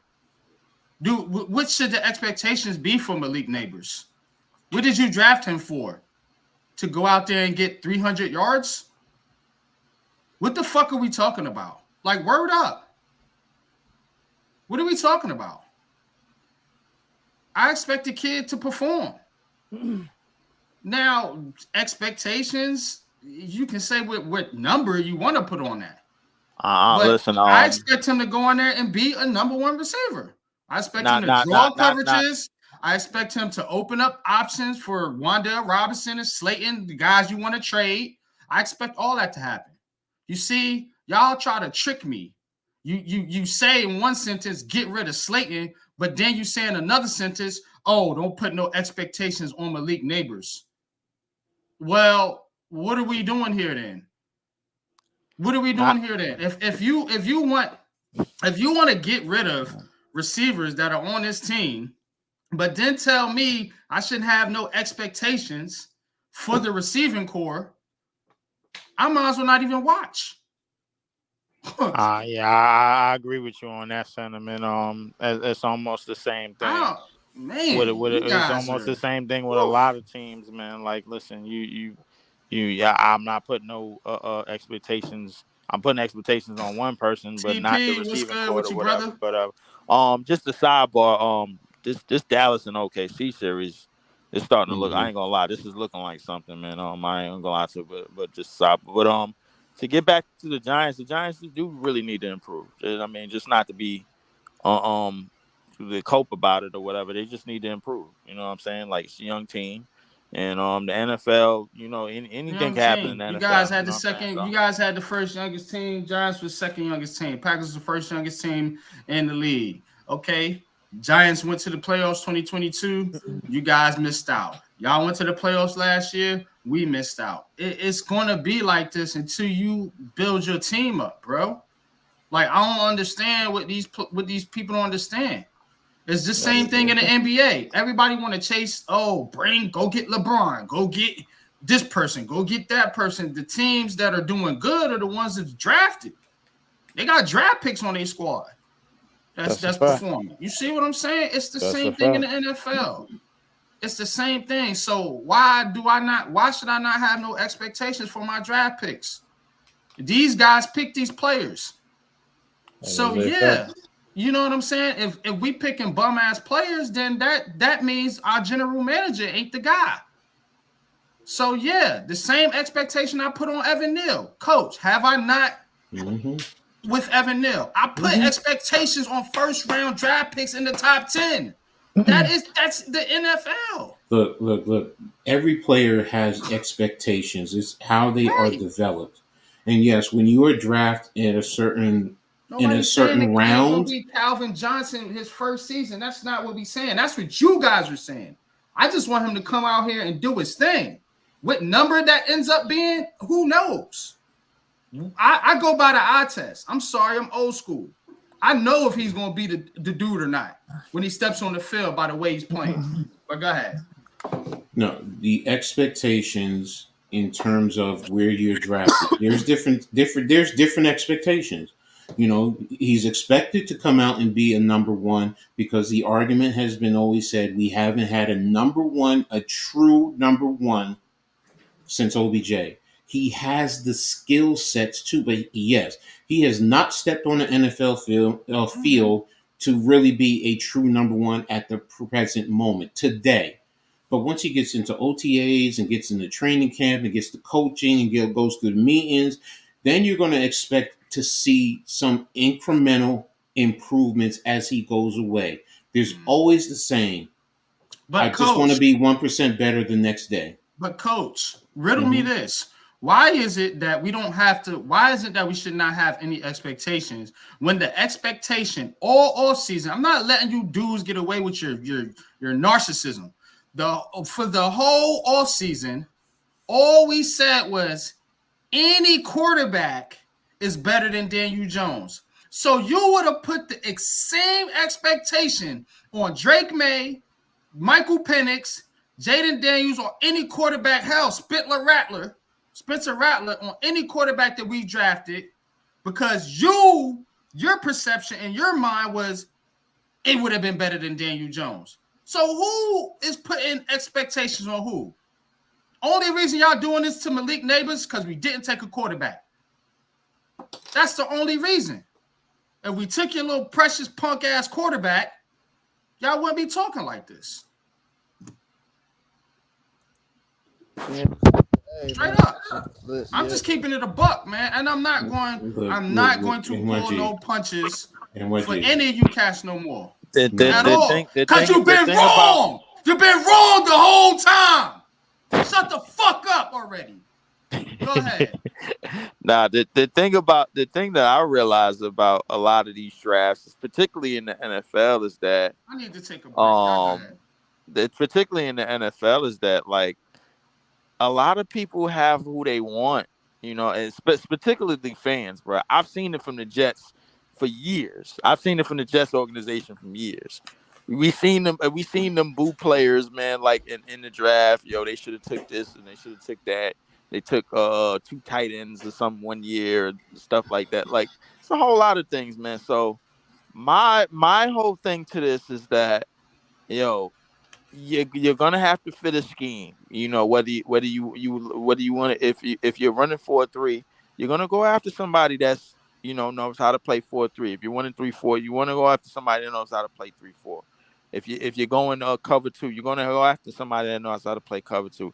It's all about scheme. It's so many positions to fill in the NFL that you're gonna have to go after these things as opposed to just going after the best player available or the playmaker or this, that, and the third. You know what I'm saying? So listen, and NYG was right, man. Like all it has to do is be improvement across the board. Particularly for the offense. Obviously the defense, they could play. That the defense could definitely get a more like, but the thing is, the offense has to complement them by keeping them off the field for X amount of minutes and everything. Because everybody knows you keep your defense on the field for too long, you're gonna end up like the New York Jets. You know what I'm saying? Like number 1 defense in the 32 ranked offense.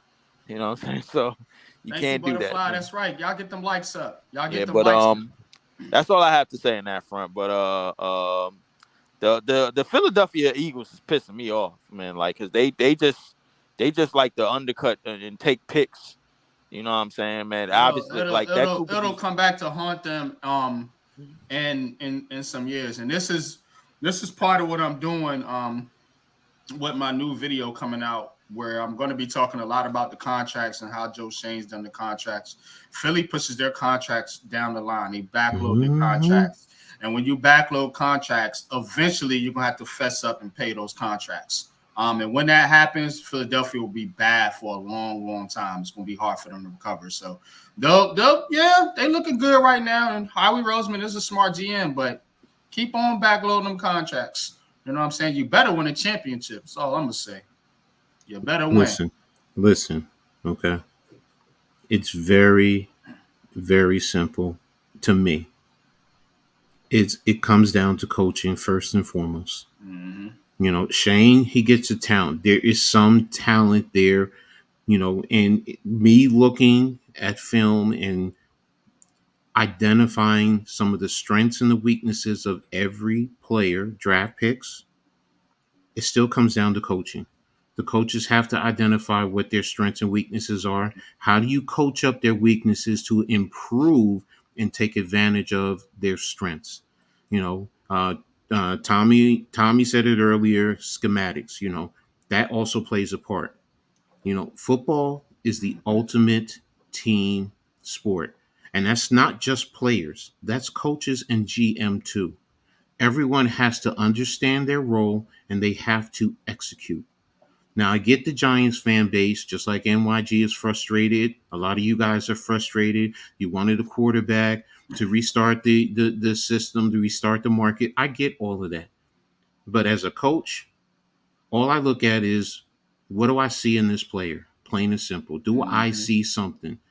A lot of you know NYG will tell you, I fight hard for Evan Neal. I see a tackle there. I just said he needs to lose weight, which will help in dealing with his quickness and help hopefully make him a better player.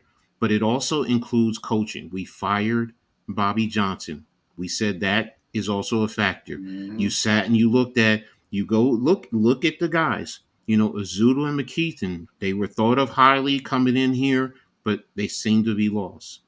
JMS last year, as the year progressed, you know, some of it was injury, but there seems to be some level of I'm sorry, I said regress. Mm-hmm. Same thing with JMS. There's a level of regression. So we got Bobby Johnson out of here. You bring in Brasillo, who with the Raiders has proven that he can take low draft picks, undrafted draft picks, high draft picks, and help make them be productive. And that's where I say with Evan Neal, that's what I'm looking for. I'm trying to see if this coach can help him to get him to be a better player and also get him out of his head, because I think that's also a factor. At Alabama, he could just beat up on everybody. And Coach, let me ask you a football question. Go ahead. Because I admittedly so. You know, I don't know everything about football. Mm-hmm. I didn't play football, you know, at the level some of you other guys played it at. You know, I was more of a backyard football type. But 1, 2, 3, how many wide receivers can you have on the field at one time? 5. So why does Giants fans think that because we have Malik Neighbors, Jalen Hyatt, and Rondell Robinson, we don't need another receiver at all? This is what drives me fucking crazy about you fans. This is why people are calling us and I'm not talking to you, Alex. Please don't get it twisted, or you, Coach Dave. But some of this shit that goes on Twitter pisses me the fuck off. You need more than 3 guys, bro. Nobody got to take a back seat. Coach, help me out here. Okay. Is there enough plays for more than 3 receivers on the field? There is opportunity. There's going to be ample amount of times if we scheme it right. Good that Lord. You can put all 3 out there at the same time. You can put Theo Johnson out there, and then whoever's at the running back. You can put 2 tight ends with 3 wide receivers. You know, you can even schematically, because I always think like this. I can even put Neighbors in the backfield once or twice. Let him run. Can be in the backfield. Wandale Robinson, he played running back at Nebraska. So there are things that you can do to create matchups. And matchup advantages to the Giants. You can go 5 wide receivers. You can go 2 tight ends, 1 running back, 2 wide receivers. You know, the bottom line is they're all going to have the opportune times to eat. We've seen teams that will have receivers that have 2 and 3 wide receivers that have 1,000 yards. So the bottom line, which comes back to what I initially said, is the coaching. Now, if you want to say you don't trust the coaches, that's a different story. That's a different discussion. And that's cool, but in terms of what I'm looking at, I mean, I see talent. Neighbors can help open up things for other guys. And conversely, if you're doing things where teams are staying deep because he's going deep and you're hitting underneath, and now defenses adjust and they start to take the underneath, now you can go over the top. Now it's a chess match. You can play the game. And that's really what it boils down to. But NYG, to all of you guys, the bottom line is the New York Giants fan base is dealing with PTSD. That's really what it boils down to. You know, we don't have patience. We've seen so much losing that we are all, every last one of us, we're all frustrated. Nah, Coach, bro. I think some of these motherfuckers just plain old fucking stupid. Well, I'm not gonna look. That's bro. you. That's you. That's you. That's you, bro. That's you. Me saying that. No, I'm talking about. This is Coach Ed. This is Coach Ed. Okay. No one can. Okay, that's you. That's you. Okay. From a whole lot of these fans, bro. You know what I'm saying? And I ask y'all and invite y'all to come up here with the smoke, and you never do. You know what I'm saying? And you never do. And all we've been doing was getting every right after right after right after right. Me, you, Pat, Lou, the whole Big Blue crew, Alex. All we've been doing is getting shit right.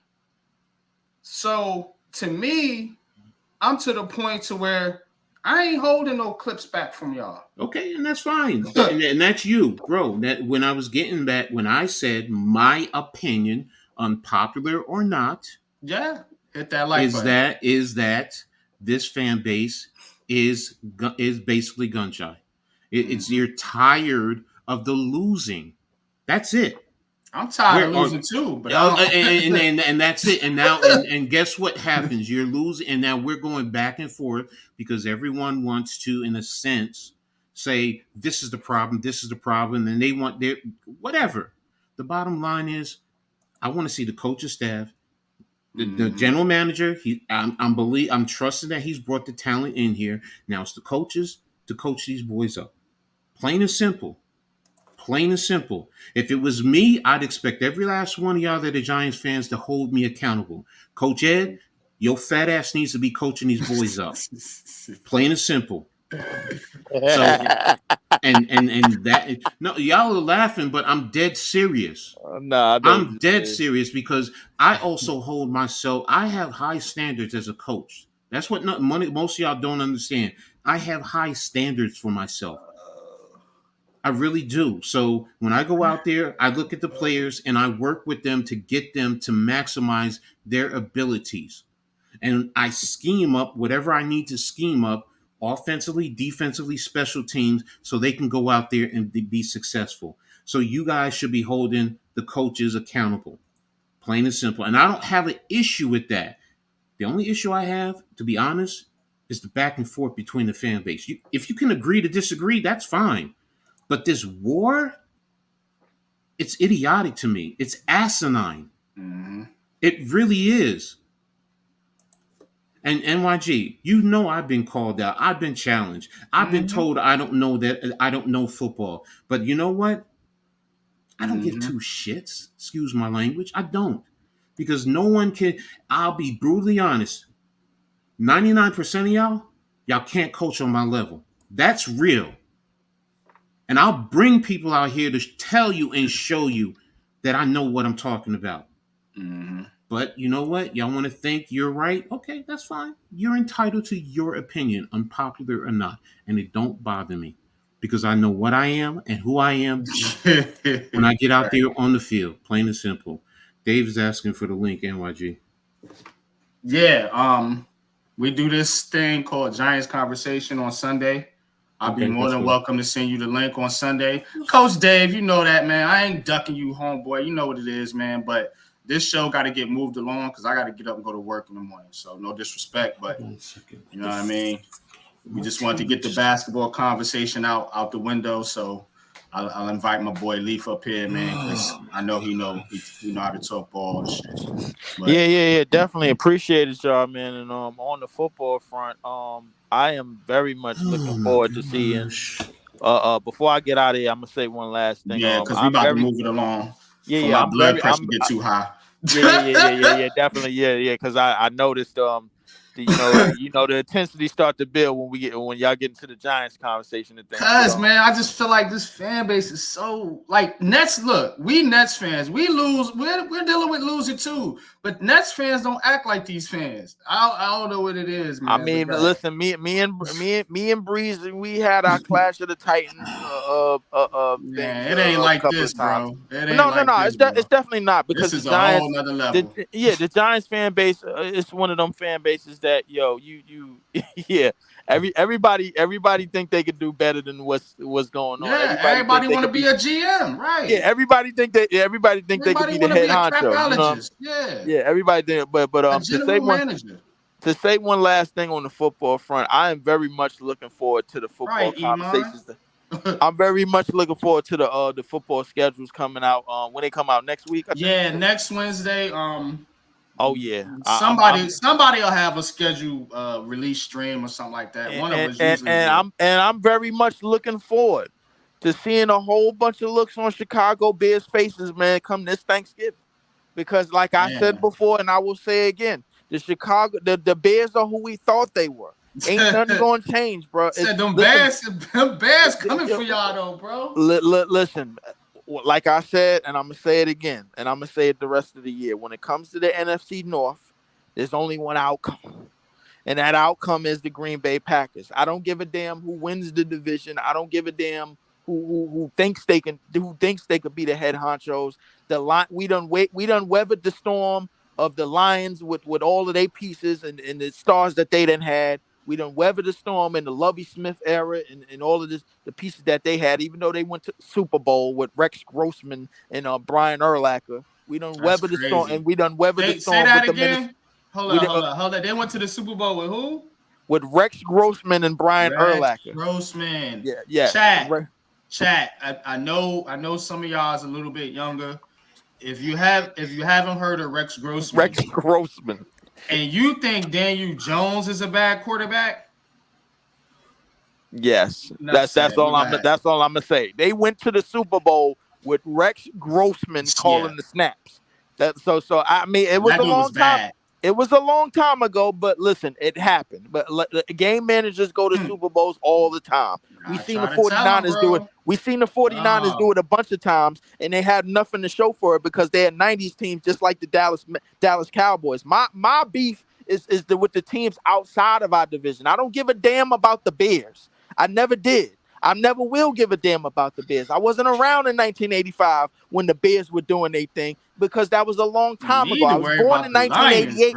I was born in 1988. Right there, that's coming for you, bro. Yeah. I was born in 1988, and the Detroit Lions don't hold no frills to me neither, because y'all just now starting to peak in the Dan Campbell era. And that's going to be over with in a few seconds. It's going to be gone in 60 seconds like Nicolas Cage. So the thing is, bro, like I'm not concerned with none of the teams in our division. The only teams that concern me is the teams outside of our division. The broken clock that is Eli Manning, LOB, the 49ers front seven. Those are the teams that have concerned me over the years.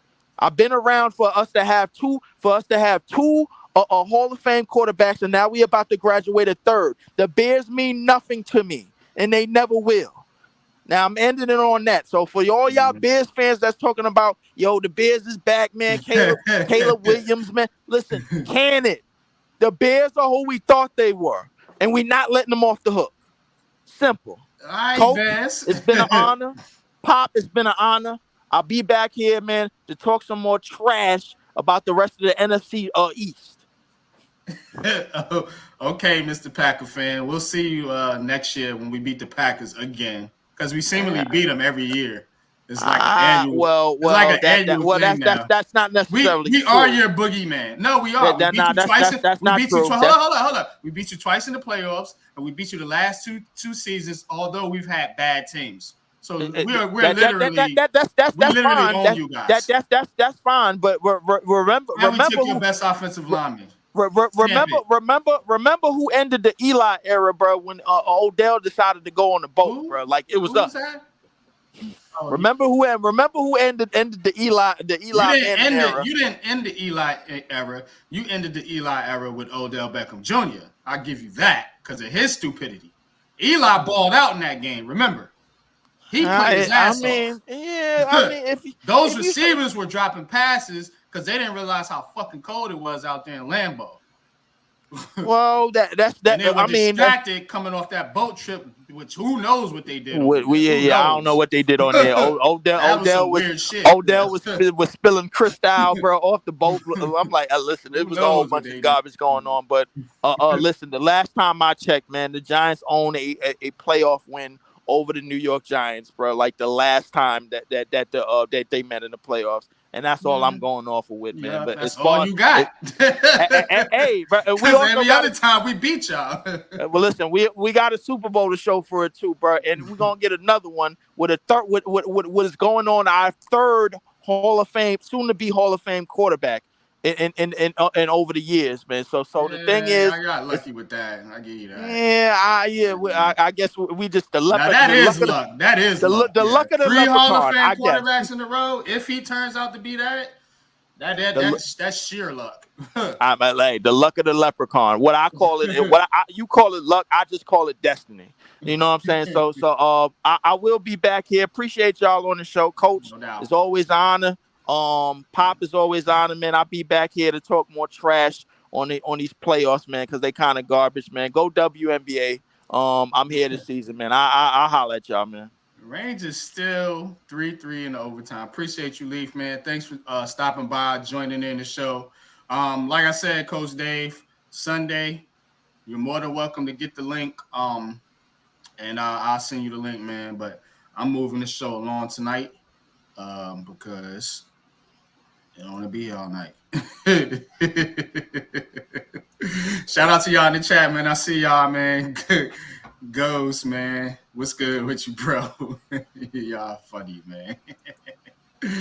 But nah, man, for real though, man. Giants fans be bugging out, man. But Jets fans seem to have optimism. Who knew? The Jets fans seem to actually have some optimism, man. They had a hell of a draft too. I mean, an outstanding draft. Jets fans, look, it all rides on Rodgers. Now this situation, it is riding on the quarterback. This situation, it is riding on the quarterback because that was what Aaron Rodgers was supposed to come in and do. Let's take the Jets to the next level, which is, the playoffs, the Super Bowl, whatever. You know what I'm saying? So there's some optimism in Jets fans. Talked to a few of them at the draft. They're optimistic about what's going on with the Jets, man. But, Coach, how you feeling about the Jets, man, right now and in the direction that they moving into? Optimism or pessimism? They're kind of like the Giants, I mean, you have to develop. In other words, yes, on paper they look good, but you have to develop. You have to go through practice. You have to develop. I mean, that's every team though on paper. You can say that about every team in the league, pretty much. But I'm just saying, as far as the moves that they did, so yes, they made good moves. Yes, they solidified their offensive line. But Fashanu, they took Fashanu. They have a young player that they can develop down the road. He's in what I call his redshirt year. So the projection, yes, they're in position to compete for a playoff spot. Right now, the as far as their division, that's up for debate. Some people say Buffalo, but you can make the argument that on paper the Jets should be able to compete for their division. The conference is another thing. Division. So let's talk about the division real quick. Buffalo, man, they lost some pieces. New England, of course, they rebuilding over there with their new quarterback.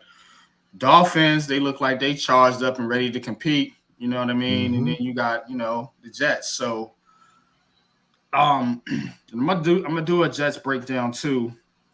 I'm working on the Giants first, but I'm gonna do the Jets Giants. What I'm trying to do is give you guys more outside content outside of heart of the city. You know what I mean? So it's gonna be Yankees, Jets, Giants. You know, the teams we cover here.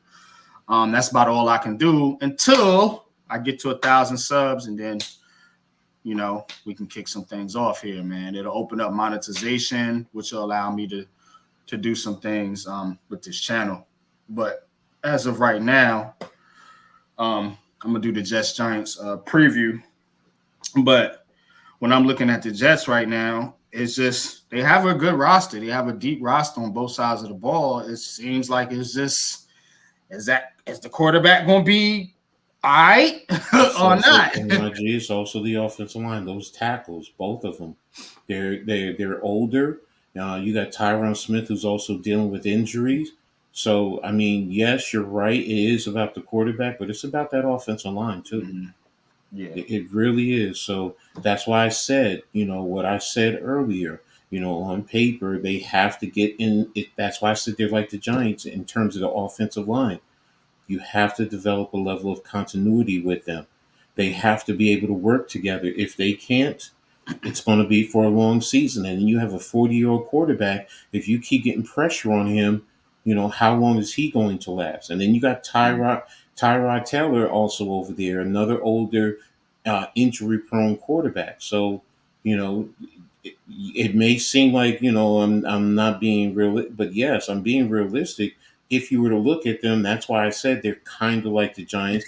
They just have a better, I'll be honest, they do have a better quarterback because Rodgers, Jones don't you say that? Oh no. No. Jones is not on Rodgers. Excuse me. I'm fucking with you, man. No, I know. I'm just saying. And anybody who has issues with what I'm saying, that's your right. But I'm entitled to my belief. Aaron Rodgers is better than Daniel Jones. I'm fucking with you. We know that. Yeah, I know you are. I'm just my TV just went on the blink, man. I'm still waiting on this damn game. They in overtime, man. 1 minute 15 left, still 3-3. Bro, I can't even see the game. Like I said, my TV just I don't know what happened. It just went to ESPN. Anybody wants? Oh, we had a shot and missed. Oh. So, but again, that's my take on the Jets. So Carolina's leading on shots on goal, 51-36. You're leading in shots, but Rangers had a power play opportunity at the end of the third, couldn't convert. Carolina had a power play opportunity in overtime and couldn't convert. And now it looks like, I guess they're going to go into a shootout. Overtime's winding down. But that's the update. I told you, man, all sports here, man. And one thing about me, I love playoff hockey, especially when the Rangers are in it. I will sit down and watch a hockey game like it's a goddamn football game. I guess I'm weird like that. I don't know. But no, I got you, bro. Yeah, man. But the Jets, man, Jets got to win, man. Jets and Giants, they both got to win this year. That's why I asked the question earlier. Expectations are there for the team. Now me putting expectations on a rookie wide receiver to be a 1,500-yard receiver in his rookie year is not what I'm doing. But the expectations on this team is that they should compete. I asked this question Sunday on Giants Conversation, and everybody be competing this year. Yes. And that goes both for both teams, the Jets and the Giants. And if either one fell, I'm pretty sure Rob Saleh's definitely gone. Brian Dable, we'll see, but yeah, you're gonna see some changes because when is it gonna stop with these football teams, y'all? When is the losing gonna stop? We've seen the Knicks turn it around. The Nets were good for a while, in the KD whatever. The Yankees have been good as of recently. The Mets put some decent seasons together back when they had all them pitchers that they let go. So when is the football going to turn around? Football in New York has been awful for the better part of over a decade.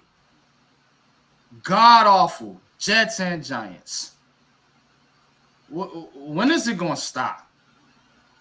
And which team is going to be the one to step up and turn things around and make football enjoyable again in New York? Because right now, it's a shitstorm with the fan base, with the media, with content creators. Everybody's just in a negative space damn near with both teams. The Jets, they got more optimism coming into this season. Giants fans are ready to jump off a roof because they didn't get a quarterback. But when does it stop, y'all? When does it stop? When can these teams turn it around? Is it this season? Is it 5 years from now? Is it 10 years from now? Is it never? I mean, when can we enjoy winning football again in New York? And I'm not talking about the Buffalo Bills because shit, they don't win nothing either. If you want to be honest, you know what I'm saying? But New York, man, we see Philly win, we see Boston win, and they laughing at us, man. I'm sick of it. I'm tired of it. I'm sick of it, man. As a person that's born and raised in New York and Brooklyn, we used to winners, man. I grew up a Yankees fan. Win. Giants in the 90s. Win. Mm-hmm. Rangers. Win. We used to winners. That's just me though. That's just me. That's how I see it sometimes. And to be honest with you, I'm tired of it. You're tired of it, which goes back to come on here and talk about winning football. I don't want to talk about these losing ass teams because it's depressing for the fan base, for the players, I'm sure, for everybody involved. Mm-hmm. Mm-hmm. No, you're 100% right. Players, coaches losing jobs, general managers losing jobs. Dave Gettleman came out of his cave and spoke. Said it felt like he died. Well, yeah, look at what you did to the Giants. But nah, seriously, man, no, I don't wish that on nobody, of course, man. But Dave Gettleman came out and he said that, like, hey, like everybody just kind of left him alone. It's almost like he just disappeared or whatever. So, players getting fired. I mean, coaches getting fired, general managers getting fired, and it's just around and around and around and around we go, man. I'm just tired of it, man. That's why I'm so hyped up about the Rangers and Knicks. Maybe one of these teams can bring a championship to New York. Maybe. But we'll see. But that's me. I guess you could call this NYG's corner. I don't know. That's my little spill on situations, man. But we're going to get into Coach's Corner here in just a second. Let me read some of these comments. Appreciate y'all for tapping in, man. 58 in the chat, man. Been strong all night, man. I love you guys, man. I love the support. Someone please talk about Leaf. Yeah, Leaf is a Packers fan, man, but that's our friend. That's our brother. Go support him, man. He has his own takes, his unpopular opinions, and we welcome that over here. So I ain't never going to, not welcome somebody because of their opinion. Even Coach Dave, man, I'm too tired to deal with Coach Dave tonight, back and forth with Daniel Jones. But Sunday, I'll be all for it, bro. Giants O-line get better with Jones. I'm supposed to keep you at this point. Yeah, it's just a QB change. They want another quarterback, and I'm not really the one to be arguing about if Daniel Jones is the guy or not. I mean, it's not where I'm at with it. I want to see the team get better, and it frustrates me when people ignore every other aspect of the football team other than the quarterback. That's why I have so much pushback on some of these fans. Should have never fired Sherman. Man, Sherman wasn't a good head coach. If you could have kept him as OC, I would agree with that statement. Yeah, yeah,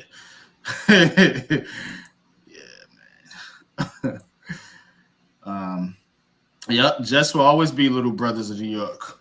That's the way they're looked at, and that's how Knicks fans look at us Nets fans. But again, it's about winning. So whoever's winning or whoever can win, that's where it's at. Like I said earlier, Knicks, Nets, neither one of them won shit.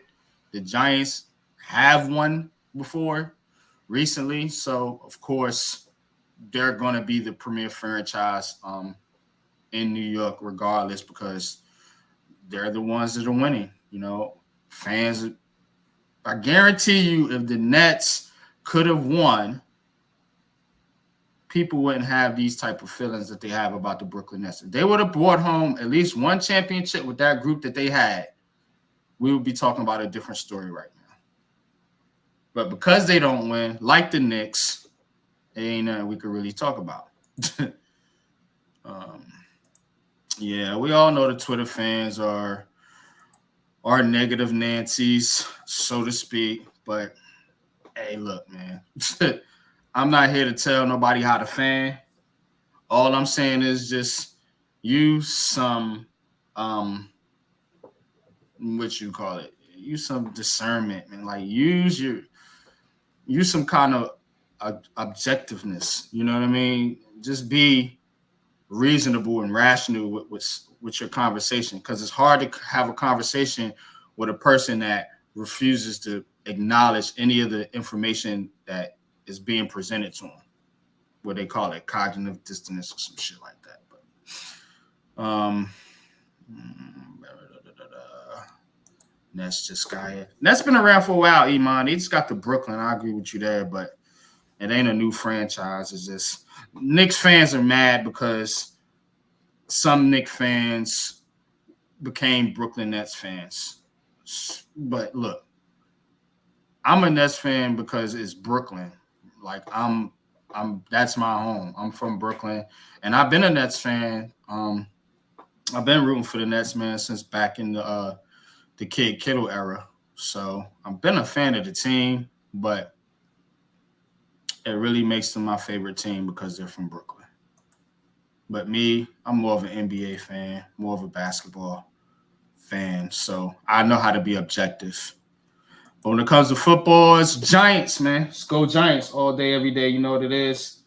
But we're going to wrap it up here with Coach's Corner. Coach, any last words on any of the topics that we touched on? Chat. If you got any questions for us on anything that we touched on before we get into Coach's Corner, go ahead and get it out now. Rangers, like I said, still waiting for the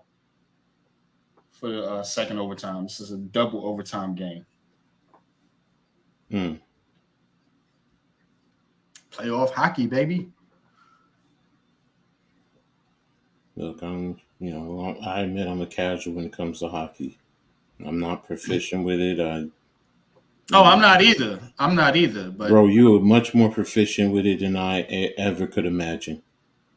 You know this game. I don't know the game, so I admit it, and I'm not ashamed to admit it. I know a little bit. Exactly. You know, the hardest problem I have with hockey is pronouncing the names. Okay. Because it's a lot of Canadians and Russians, and they have, you know, the long names like the Belitsiklovs and the Stursteikens, and like that's the hardest thing I got with hockey. Understanding the game, I mean, it's like any other sport. You just watch it enough and you pick up on it. But that's my point. But again, that's me. So, you know, I just, it is what it is. Yeah, I get it though. But great show, man. Great show, man. I'm gonna keep that score up there, man, while we get in the Coach's Corner. So if you are ready, Coach. Anytime you're ready, I will cue it up for you. All right, here go ahead.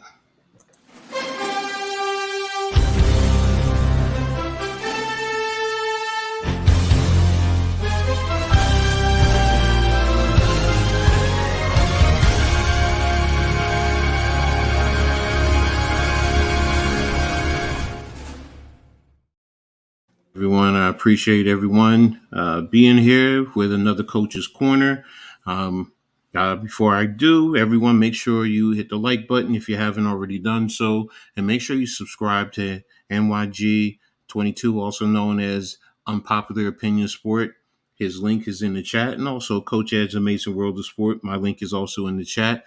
Also, make sure when you subscribe, hit the notification so you know when we post new content, and always share on all social media platforms. That helps us get it out there. So last time I introduced a little bit of indoor football, which I'm very familiar with, having coached at that level. And I talked about the local champion. NYG talked about winning. Well, the Jersey Bearcats, they are actually the champion of the AAL2 indoor league. It's a subdivision of AAL1, which is the pro division, which will be coming back next year. Well, the Bearcats, after an amazing game last week, they traveled to Harrisburg, Pennsylvania to take on the Harrisburg Stampede. Now, it was a hard-fought game, but unfortunately, the Bearcats fell 40-31. Now, with the loss, the Bearcats stand at 1-2. Now, next week, they're traveling down to Maryland to take on the Maryland Eagles before they come back home for a big game against the West Virginia. It's West Virginia Miners, I believe it is. So I just wanted to touch a little bit on there. Now, I spoke earlier about the WNBA, the Liberty they were playing, so I don't really need to go into that. But one thing I did want to talk about in terms of the WNBA, it was just announced that the WNBA is committing $50 million over the next 2 years to provide full-time charter flight services for all its teams during the season. The commissioner just announced it today, because it's been a concern about player safety. A lot of times they're flying commercial. They have had flights canceled. Players are sitting in airports. If you travel, sometimes it happens to you. So that was their concern. So their expectation is, each team $25 million per year over the next 2 seasons to have charter service, which is what is needed. And if you have a professional league, that's what you should be doing. So kudos to them. It should be more, but this is a start, and I'm looking forward to grow from there. Now I'm going to move on to the college world, and I'm going to start out with Syracuse football. I found something a little bit interesting.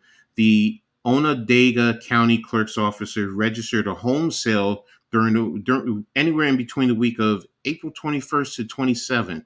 Now, it's for former head coach Dino Babers and his wife. Now, it was a listing for a 3,975 square foot, 4-bedroom, 3.5 bath home that was sitting on 6 acres of land. It's considered a luxurious ranch, traditional style home in the Steinway Heights. It has an open floor plan, a vaulted ceiling, refinished hardwood floors, first floor primary suite with walk-in closets, and first floor, second and third bathrooms and laundry. Outdoors, it has a built-in garbage pit, stone fire pit with seating, hot tub, and a pond. Now, the listing for the house, which was sold, went for $1.1 million. So, hey, you're a head coach, that's the type of money that you're going to be making when you get into college football. So congratulations on your sale.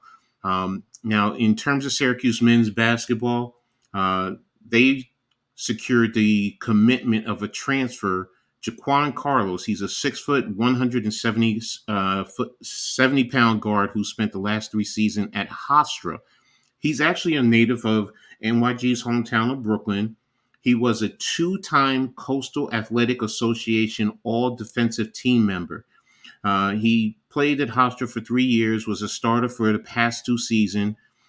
He saw, as his freshman year, played for 19 games. As a sophomore in 2023, he started 35 games, averaging 6.7 points, 4.8 assists, 3.8 rebounds, and 32.7 minutes per outing. He was also named All-CAA All-Defensive Team in 2022-2023. In 2023-24, he produced averages of 10.4 points, 6.3 assists, 4.4 rebounds, 35.5 minutes per game, and he ranked 14th among Division I performers in assist average. And again, he was also selected to the All-Defensive out of Brooklyn. Let's go. Brooklyn. So that's a good pickup for Syracuse. It's definitely going to help them in the long run. On the women's side, they got 2 commitments. The first one was Angelica Velez, a 5'7" guard from the Bronx. And she has 3 years of eligibility. She played at LSU last year, so she was on that team with Angel Reese and the girls. So, but she's coming back to the area, and she's going to Syracuse. They also secured a forward, Journey Thompson. She's 6'3". She decided to transfer with 2 years of eligibility. She played at Arizona State. Now, she's kind of local, if you want to say, because she's from McMurray, Pennsylvania. So she's, not close to the Syracuse area, but she's on the East Coast. Now, her freshman year, she was sidelined. She played in 13 games. She averaged 3.3 points, 3 rebounds, and shot 46.6% from the field in 11.1 minutes per game before losing her freshman season. And in sophomore season, she started 25 games, appearing in all 31s for Arizona State, 21.1 minutes per game. She averaged 5.5 rebounds, 5.5 points, 4.4 rebounds per game while shooting 34.7% from the field. Now, she's one of 4 players to appear in all 31 games and led the team in rebounds, offensive rebounds 1.8 per game, blocks 0.6 per game, and she was tied for 3rd on the squad in steals and 5th in scoring. So she continues to develop. It's going to be a good pickup for Syracuse. Moving over to St. John's, and this is going to be interesting. They got the commitment for the number 1 transfer portal player today. I think it was today. It was today or yesterday. He's actually from Cityn Hall. It's Kadari Richmond. Richmond is a 6'6" point guard. When he entered the transfer portal, he was immediately by ESPN ranked as number 1. He earned first team All Big East honors, averaging 15.7 points, 7 rebounds, and 5.1 assists, leading Cityn Hall to the NIT championship. He had 20-plus points in 9 games in Big East play, including a triple-double against Creighton, when he finished with 21 points, 11 rebounds, 11 assists.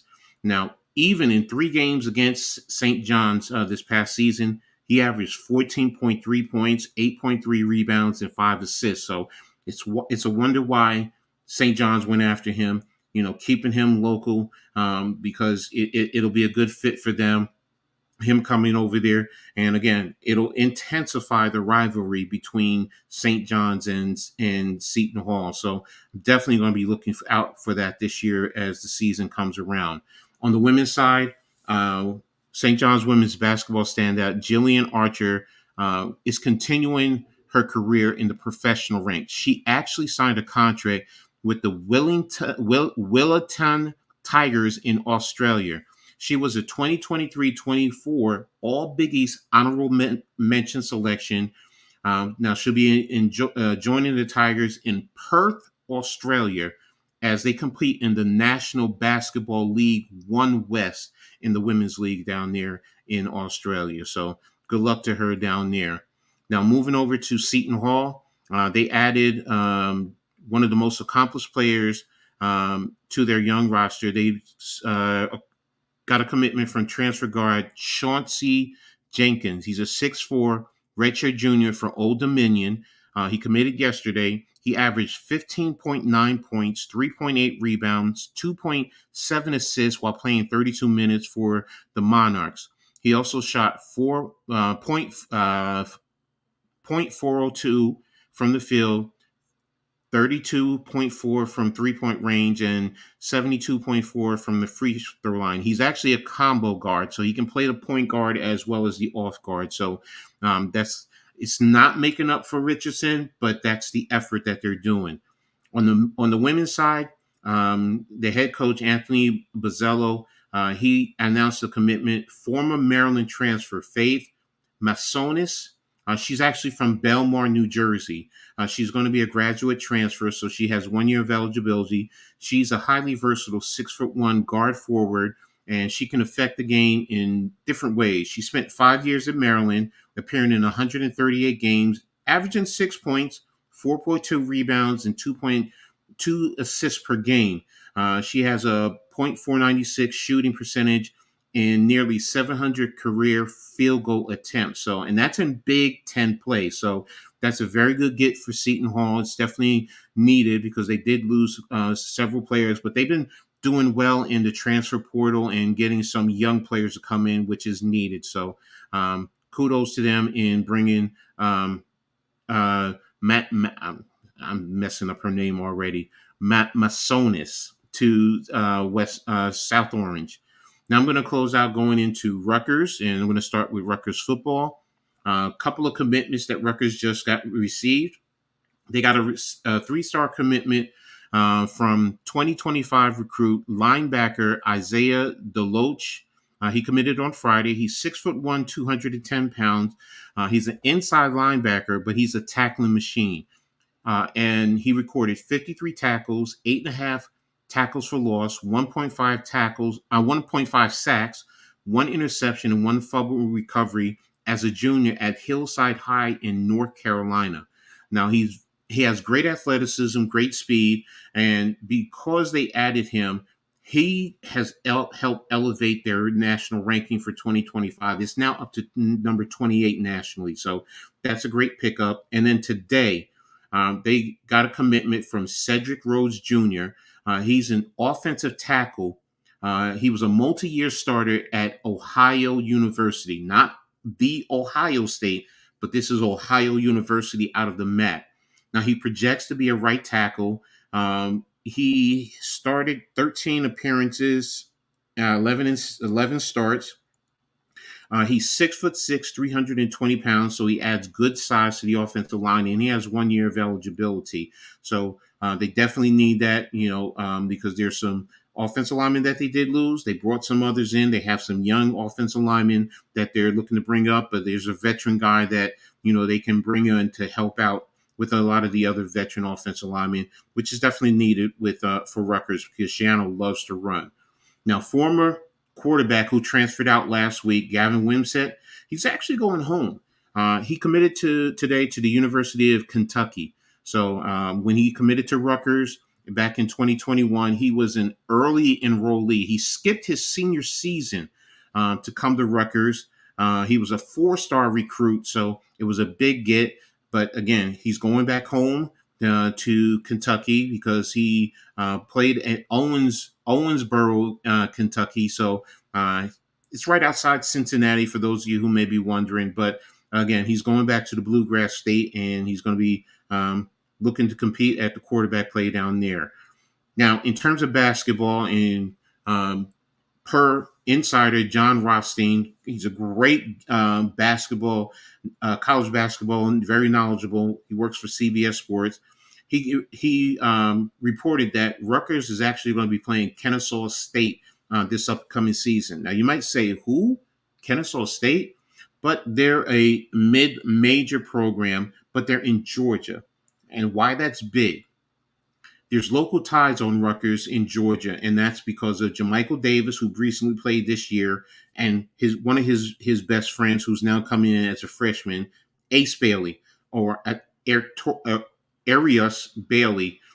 They're from Georgia, so it's literally 18 minutes, to my understanding, from where they play high school basketball. So it's going to give them an opportunity to go home, play big time college basketball at home, get their family and friends, and you're playing against one of the local programs. So it's a great opportunity. I like that, which Coach Peichel is doing.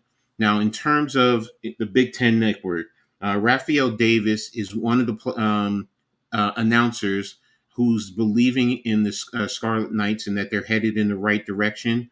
The arrival of Bailey and Dylan Harper has created great excitement in terms of the fan base. And Davis now is one, as an analyst for the Big Ten, he believes Harper. He believes that he's a transformational guard for the Scarlet Knights and that and this is his words, Dylan Harper will be the best freshman guard to play in the Big Ten since D'Angelo Russell. Now, many people do not know, but D'Angelo Russell played at The Ohio State University before coming out and was the number 2 pick overall when he was drafted. So that's high praise for Dylan Harper. So definitely going to be watching that.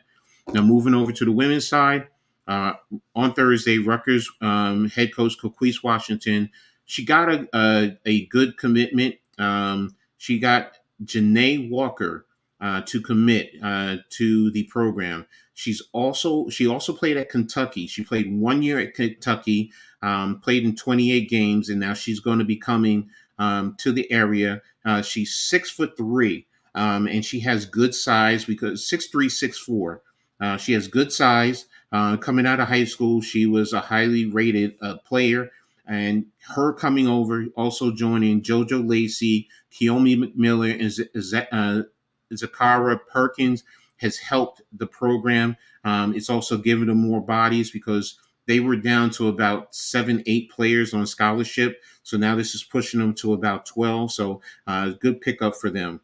And finally, to close out, I'm going to talk a little, 2 more segments. I'm going to talk a little wrestling. Rutgers wrestling continues to do well. They have a strong recruiting class, but they got a great boost in a commitment from Brandon Torrizo this week. He's actually from New Jersey, played at Nutley High School, literally about 15 minutes from me right now. He was a high-level addition for Rutgers, who finished off his high school career at Nutley. He took 3rd place at the NJSAI state championships at 285 pounds. Now, during his run at the state championships, he defeated 2 wrestlers who were ranked above him in the pre-tournament New Jersey wrestling formats. He also won the Region 3 heavyweight championships this year. Now, Rutgers has 5 wrestlers in the top 50 in the nation, according to Flow Wrestling Big Board. So that's a good get. Wrestling is growing here in New Jersey. It's big in the Big Ten, which is why I'm mentioning it. And then last episode, I talked about the women's lacrosse, where Rutgers beat Maryland for the second time to advance to the Big Ten semis. Well, they lost to the top seed Penn State 17-8. This closes out their season, I believe, because they're finishing at 8-10. So, but again, for them to make it there, that's a good thing. So, and then to close out the season for the second time in 3 seasons, Cassidy Spillis has been named Big Ten Midfielder of the Year. She also won the award in 2022 and was a unanimous selection as voted by the league's coaches. She's just the second student athlete in conference history to win the award multiple times. So congratulations to her on the award, and congratulations to the lacrosse program. Hopefully they rebound next year and they'll be able to put out some great they'll be able to put out a great product next year. So you guys in the chat, hit me up if you guys have anything that you want me to add to Coach's Corner, because I'll be glad to research it, do my due diligence, and then include it into the Coach's Corner. It doesn't matter if it's women's sports, because I'm going to be talking with the Olympics coming up, track and field, the Olympics as a whole. I'll be talking about that, as well as the local college scene. So, and if you have a local college you want me to take a look at, hit me up, whether it's on Twitter or in here, just let me know. So that's pretty much it for today's Coach's Corner. Thanks a lot for everyone tuning in. I really appreciate you guys. So back to you, NYG, and I see the Rangers won. Let's go Rangers. Let's go Rangers. That's what I'm talking about. Double overtime win, 4-3 for the New York Rangers. Pulling it out, man. Despite, Carolina had 56 shots on goal. I think until the Rangers 39. Mm-hmm. So basically, they got more shots at the basket than the Rangers did, but the Rangers still won. That's good. That's good goalie play. Then I know that. Yeah, Igor Shesterkin played his ass off, especially in that second overtime. I was locked into this game. In that second overtime period, he was outstanding, like shot after shot. Because Carolina got a power play, and then the Rangers just scored on their power play. So power play is basically an advantage. You take one skate off the ice, so it's kind of like a 3-on-2 fast breaking basketball, but it's for like 2 minutes. You get that advantage for like 2 minutes. Just to give you a little heads up on how hockey works, man. But outstanding game for the Rangers. I told you guys I would cover this for you tonight. It looks like I'm trying to see who got the final goal. Like I said, I'm bad with these names. I know Chris Kreider. I know him. He scored earlier, but I'm trying to see who got this last goal. But I'll update you guys. Let me just do this because I want to do this for Tudo. I'm reading a night report. It's saying calling all Rutgers student, alumni, and fans. Trocheck. Trocheck, okay. Vincent Trocheck. Yeah. For all Rutgers alumni, if you're looking for new and unique Rutgers merchandising, Night and Day Apparel has you covered, from T-shirts and hoodies to drinkware and pet accessories. They're focused on the Rutgers community with exclusive, one-of-a-kind tailgate products. So be sure to research and pull up Night and Day. Night is K with the K, not the day night. It's the actual night. So look it up and see if you have anything there that you want. If you use a promo code Rutgers Rival, you get a 10% discount. So there you go. So Tudo, I know you're a Scarlet Knight alum. So there you go. So let me see if I can put this. Let me see if I can put this in the chat. You know what? I'm gonna put this article where I get my stuff from.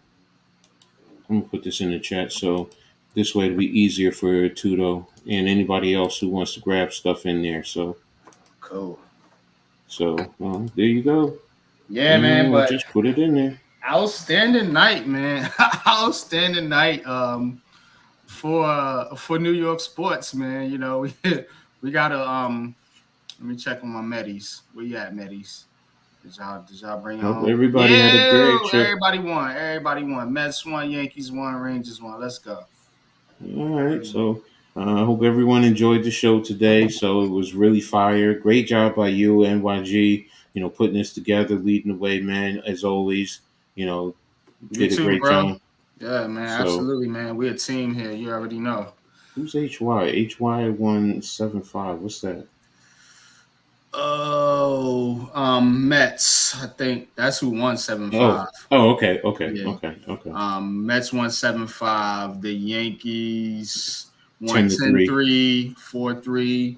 And then the Knicks tomorrow. The Knicks on deck tomorrow. Of course, we'll be updating you on the schedule release for the NFL next week, as well as these playoff series, man. Like I said, I just want to leave you guys with this. Is it 1994 all over again? Wow. Is it 94 all over again? They lost 101-53. Woo! That's a butt whooping. I've never seen a preseason score like that. And they're 50 points. That's like 48 points. That's like how I play. When I used to, my son, he used to get so mad. We used to play him in the NBA. This was a while ago. And I used to that's what the score used to look like. It'd be like 100. It'd be like 120 to 40 something. Just pure domination. That's what that shit remind me of. Like, dang. I hear you, bro. But man, is it 94 all over again, man? I'm psyched, man. I'm pumped up for the Rangers, man. We'll see what the Knicks do. And hey, we might get a baseball team to sneak in there this year, man. Let's. Who knows the Yankees, man? Who knows? Could be Yankees. It could be Mets. I'm not optimistic at all with the Nets or the Knicks and Jets. I mean the Jets and Giants, but we got some teams, man, doing their thing, and this is what we do here. Heart of the City. Y'all know what it is, man. Hit that like button, sub to the channel, subscribe to the channel.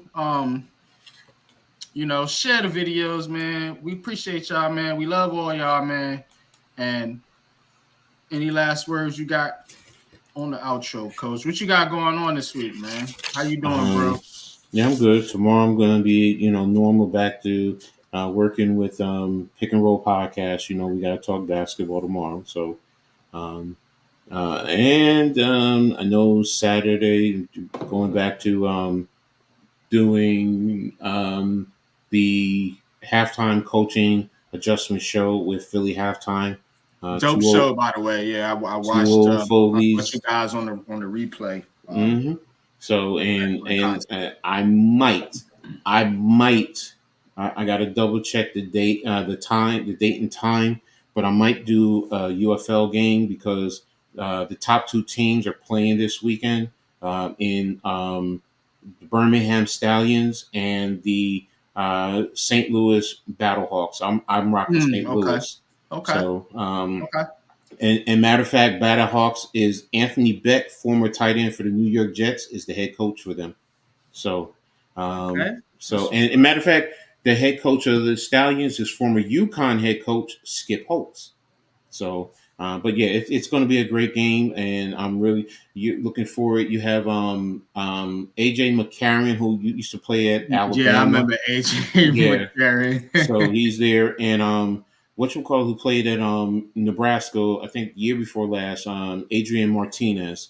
He's leading the way over there. So again, to me, I'm really excited. It's going to be a great game. So I just got to double check the date and the time. If it's Sunday at 4, then I'm more than likely going to cover it as long as the Knicks are not playing. What is the let me see, because I just did this. I did the presentation on the Knicks. I should have done it. No, I just dropped the video. Wednesday, okay, 8th. We got the 8th. We got the 10th, which is Friday, and then Sunday is on the 12th. What time Sunday? Sunday 3:30. Let me double check. Let me see UFL. Shit, I might be able to do something with you on Sunday if you want to, because I do my Giants. I know I do my Giants conversation in the morning, but I really don't do anything else that day. That's my free day. That's my off day. I'm pulling up the schedule now. And if it's on a Tuesday, we could do what we did last time and just give you Saturday. It's Saturday at 4:00. So I'm going to do with the halftime, and then try and see if I can get to do the Battlehawks in Birmingham. Do like an hour and a half show with him. You talking about I thought you were talking about the Knicks. What I'm saying, and then I can do the Knicks on Sunday. Then the Knicks game is Sunday. You know what I'm saying? Yeah. I could join you for that one. That's what I was saying, because I'm not working that day. Well, I'm going to also double check with halftime, because I'm going to see what Alex is doing, and then Alex. I think I might jump on with Alex tomorrow too. Alex and Luca, they invited me to join in, but this week I've been kind of busy with work. So then I can jump in with halftime Man Cave on Sunday. Then I know, because he said he's doing all the games. If Man Cave is doing it on Sunday, I'll join in. I can join in on one of you guys' stream on Sunday. Yeah. So that I know for sure. So I'm going to be streaming. I'm going to be busy this week streaming. So give you my little basketball input. So here we go. So I definitely got unpopular opinions on the basketball. Battlehawks Birmingham Stallions Saturday 4:00 on Fox. There we go. So all right, man. So good night, man. Good night from New York. Like I said, you see the ticker there, Rangers 4-3 over the Hurricanes. They take a 2-0 series lead in that one. The Mets coming through tonight over the Cardinals, 7-5. The Mets even their record, I believe, is 18-18. Okay. And the New York Yankees 10-3 over the Astros. The Astros stink this year, 12-23. And the Yankees get their 24th win of the season, 24-13. Louis Gill pitching well, 3-1, 2.92 ERA. Only gave up 1 run tonight. So technically, they're okay. Their Orioles are what? They say they're tied. It looks like, but yeah. The Yankees are 24. Yeah, because they beat the Yankees. They got the head-to-head. My other baseball team's in first place, the Phillies. The Phillies are 26-11. They got the best record in baseball. Didn't know that. Okay. That's a New York Mets problem, because that's their division. But yeah, I go back to Ryan Howard. That's why I love Ryan Howard back in the day. So that's why I look at it as a New York Mets problem. I know it is. Anytime you talk about like the Phillies and the Braves, I'm like, we will see them in the World Series. You know what I'm saying, if it comes down to it. But I ain't worried about them teams right now. That's what the Mets got to deal with. That's y'all's battle. Little bro can't fight you, can't bail you out of that one. Little bro can't bail you out of that one. But the Nationals did us a solid though. They beat the Orioles tonight, 3-0. So that's a pretty good. Your Phillies won 10-1 over the Blue Jays. So they did us a solid too. They did it exactly. So there you go. So yeah. But Mets, trust and believe when they got swept by the Rays. God damn it, Mets. Trust and believe when the Phillies and the Yankees play, I rock New York. So don't get it twisted. Oh, I don't. The only sport I'm really kind of partial on is basketball. Like, I'm hardcore when it comes to baseball. Hardcore Yankees fan, hardcore Rangers fan in hockey. Hardcore Giants fan in football. Basketball is kind of like, I'm a Nets fan, but I do like to watch the game as it is, like just to understand the game. Like, I'm a true fan of the sport. You're like me with football. Yeah, I get you, because I watch youth football all the way up. It don't matter. I watch international football. Same thing with basketball. I watch high school basketball, little league basketball, whatever. Because I played it. I played in those circles. You know what I'm saying? That's where my background is in basketball, man. But don't get it twisted. I can break some football shit down too, and some baseball if you want to really dig into it. But I'm gonna always be basketball at heart, man. It's just where I'm from. That's because you got the skill set. You're not a sexy fatty like me. Shit. Do you know, man? I was like, basketball, man, something else, man, because I was always like considered tall, but I wasn't never really tall. Like I'm only 6 foot right now. But like in junior high and like public school, that's what we call it in New York, PS, public school. So in public school, I was only like 5 foot, like 2 or 3 or something like that. And I had to play center, coach. I had to play center for the team, because everybody else was shorter than me. And the guy that was supposed to play center, he copped out on the team. So it's like I was but I was a guard. So like when I had to play center that whole season, and I mean like we talking like dudes that could dunk, I had to guard. You know what I'm saying? Remind you, I'm a little kid pretty much, like 5. And but I held my own, man. Coach always respected that. He was like, Babs, like, I know you out there outmatched, but at least you know what I'm saying, holding your own and shit. So like, I understand, like, from the center position to the point guard to the shooting guard to the forward, like I play all of it on the court. So that's kind of like where I'm like, yeah, I get it. I'm not a know-it-all, but I do respect the game. But that's all I got, man. Yeah, Yanks, the Stros ain't making it, man. Sorry, Tommy, man. Ain't happening for Houston this go around, brother. They're done. They in the shitter right now. I told you the record. It's what I say it was 12-23. Mm-hmm. And we swept them the first series, and this is the second series, and look like it's gonna be another sweep. So Astros ain't looking too good. I don't know what's going on with them, but ain't my problem. I invite the losing because they cheated, and I don't respect them. So I'm gonna be dead ass with my takes. I'm not pulling no punches in 2024. I'm telling y'all want unpopular opinions, you're gonna get some fucking unpopular opinions this year. I'm gonna tell you right now. So y'all hit that like button. If you like this kind of content, straightforward, you know what I mean, from the heart, like sub to this channel, sub to Coach Ed, Gladney's Amazing World of Sports, sub to Big Pat Sports Talk, sub to G Nation Inside Sports, sub to Wells, sub to Alex, sub to Matt, sub to Zion, sub to Hits Squad, the whole crew. You know what I mean? But that's what we do, man. But been rambling enough. I hear you, bro. It's over though. It's over. Cheat your way out of this season. See you do that.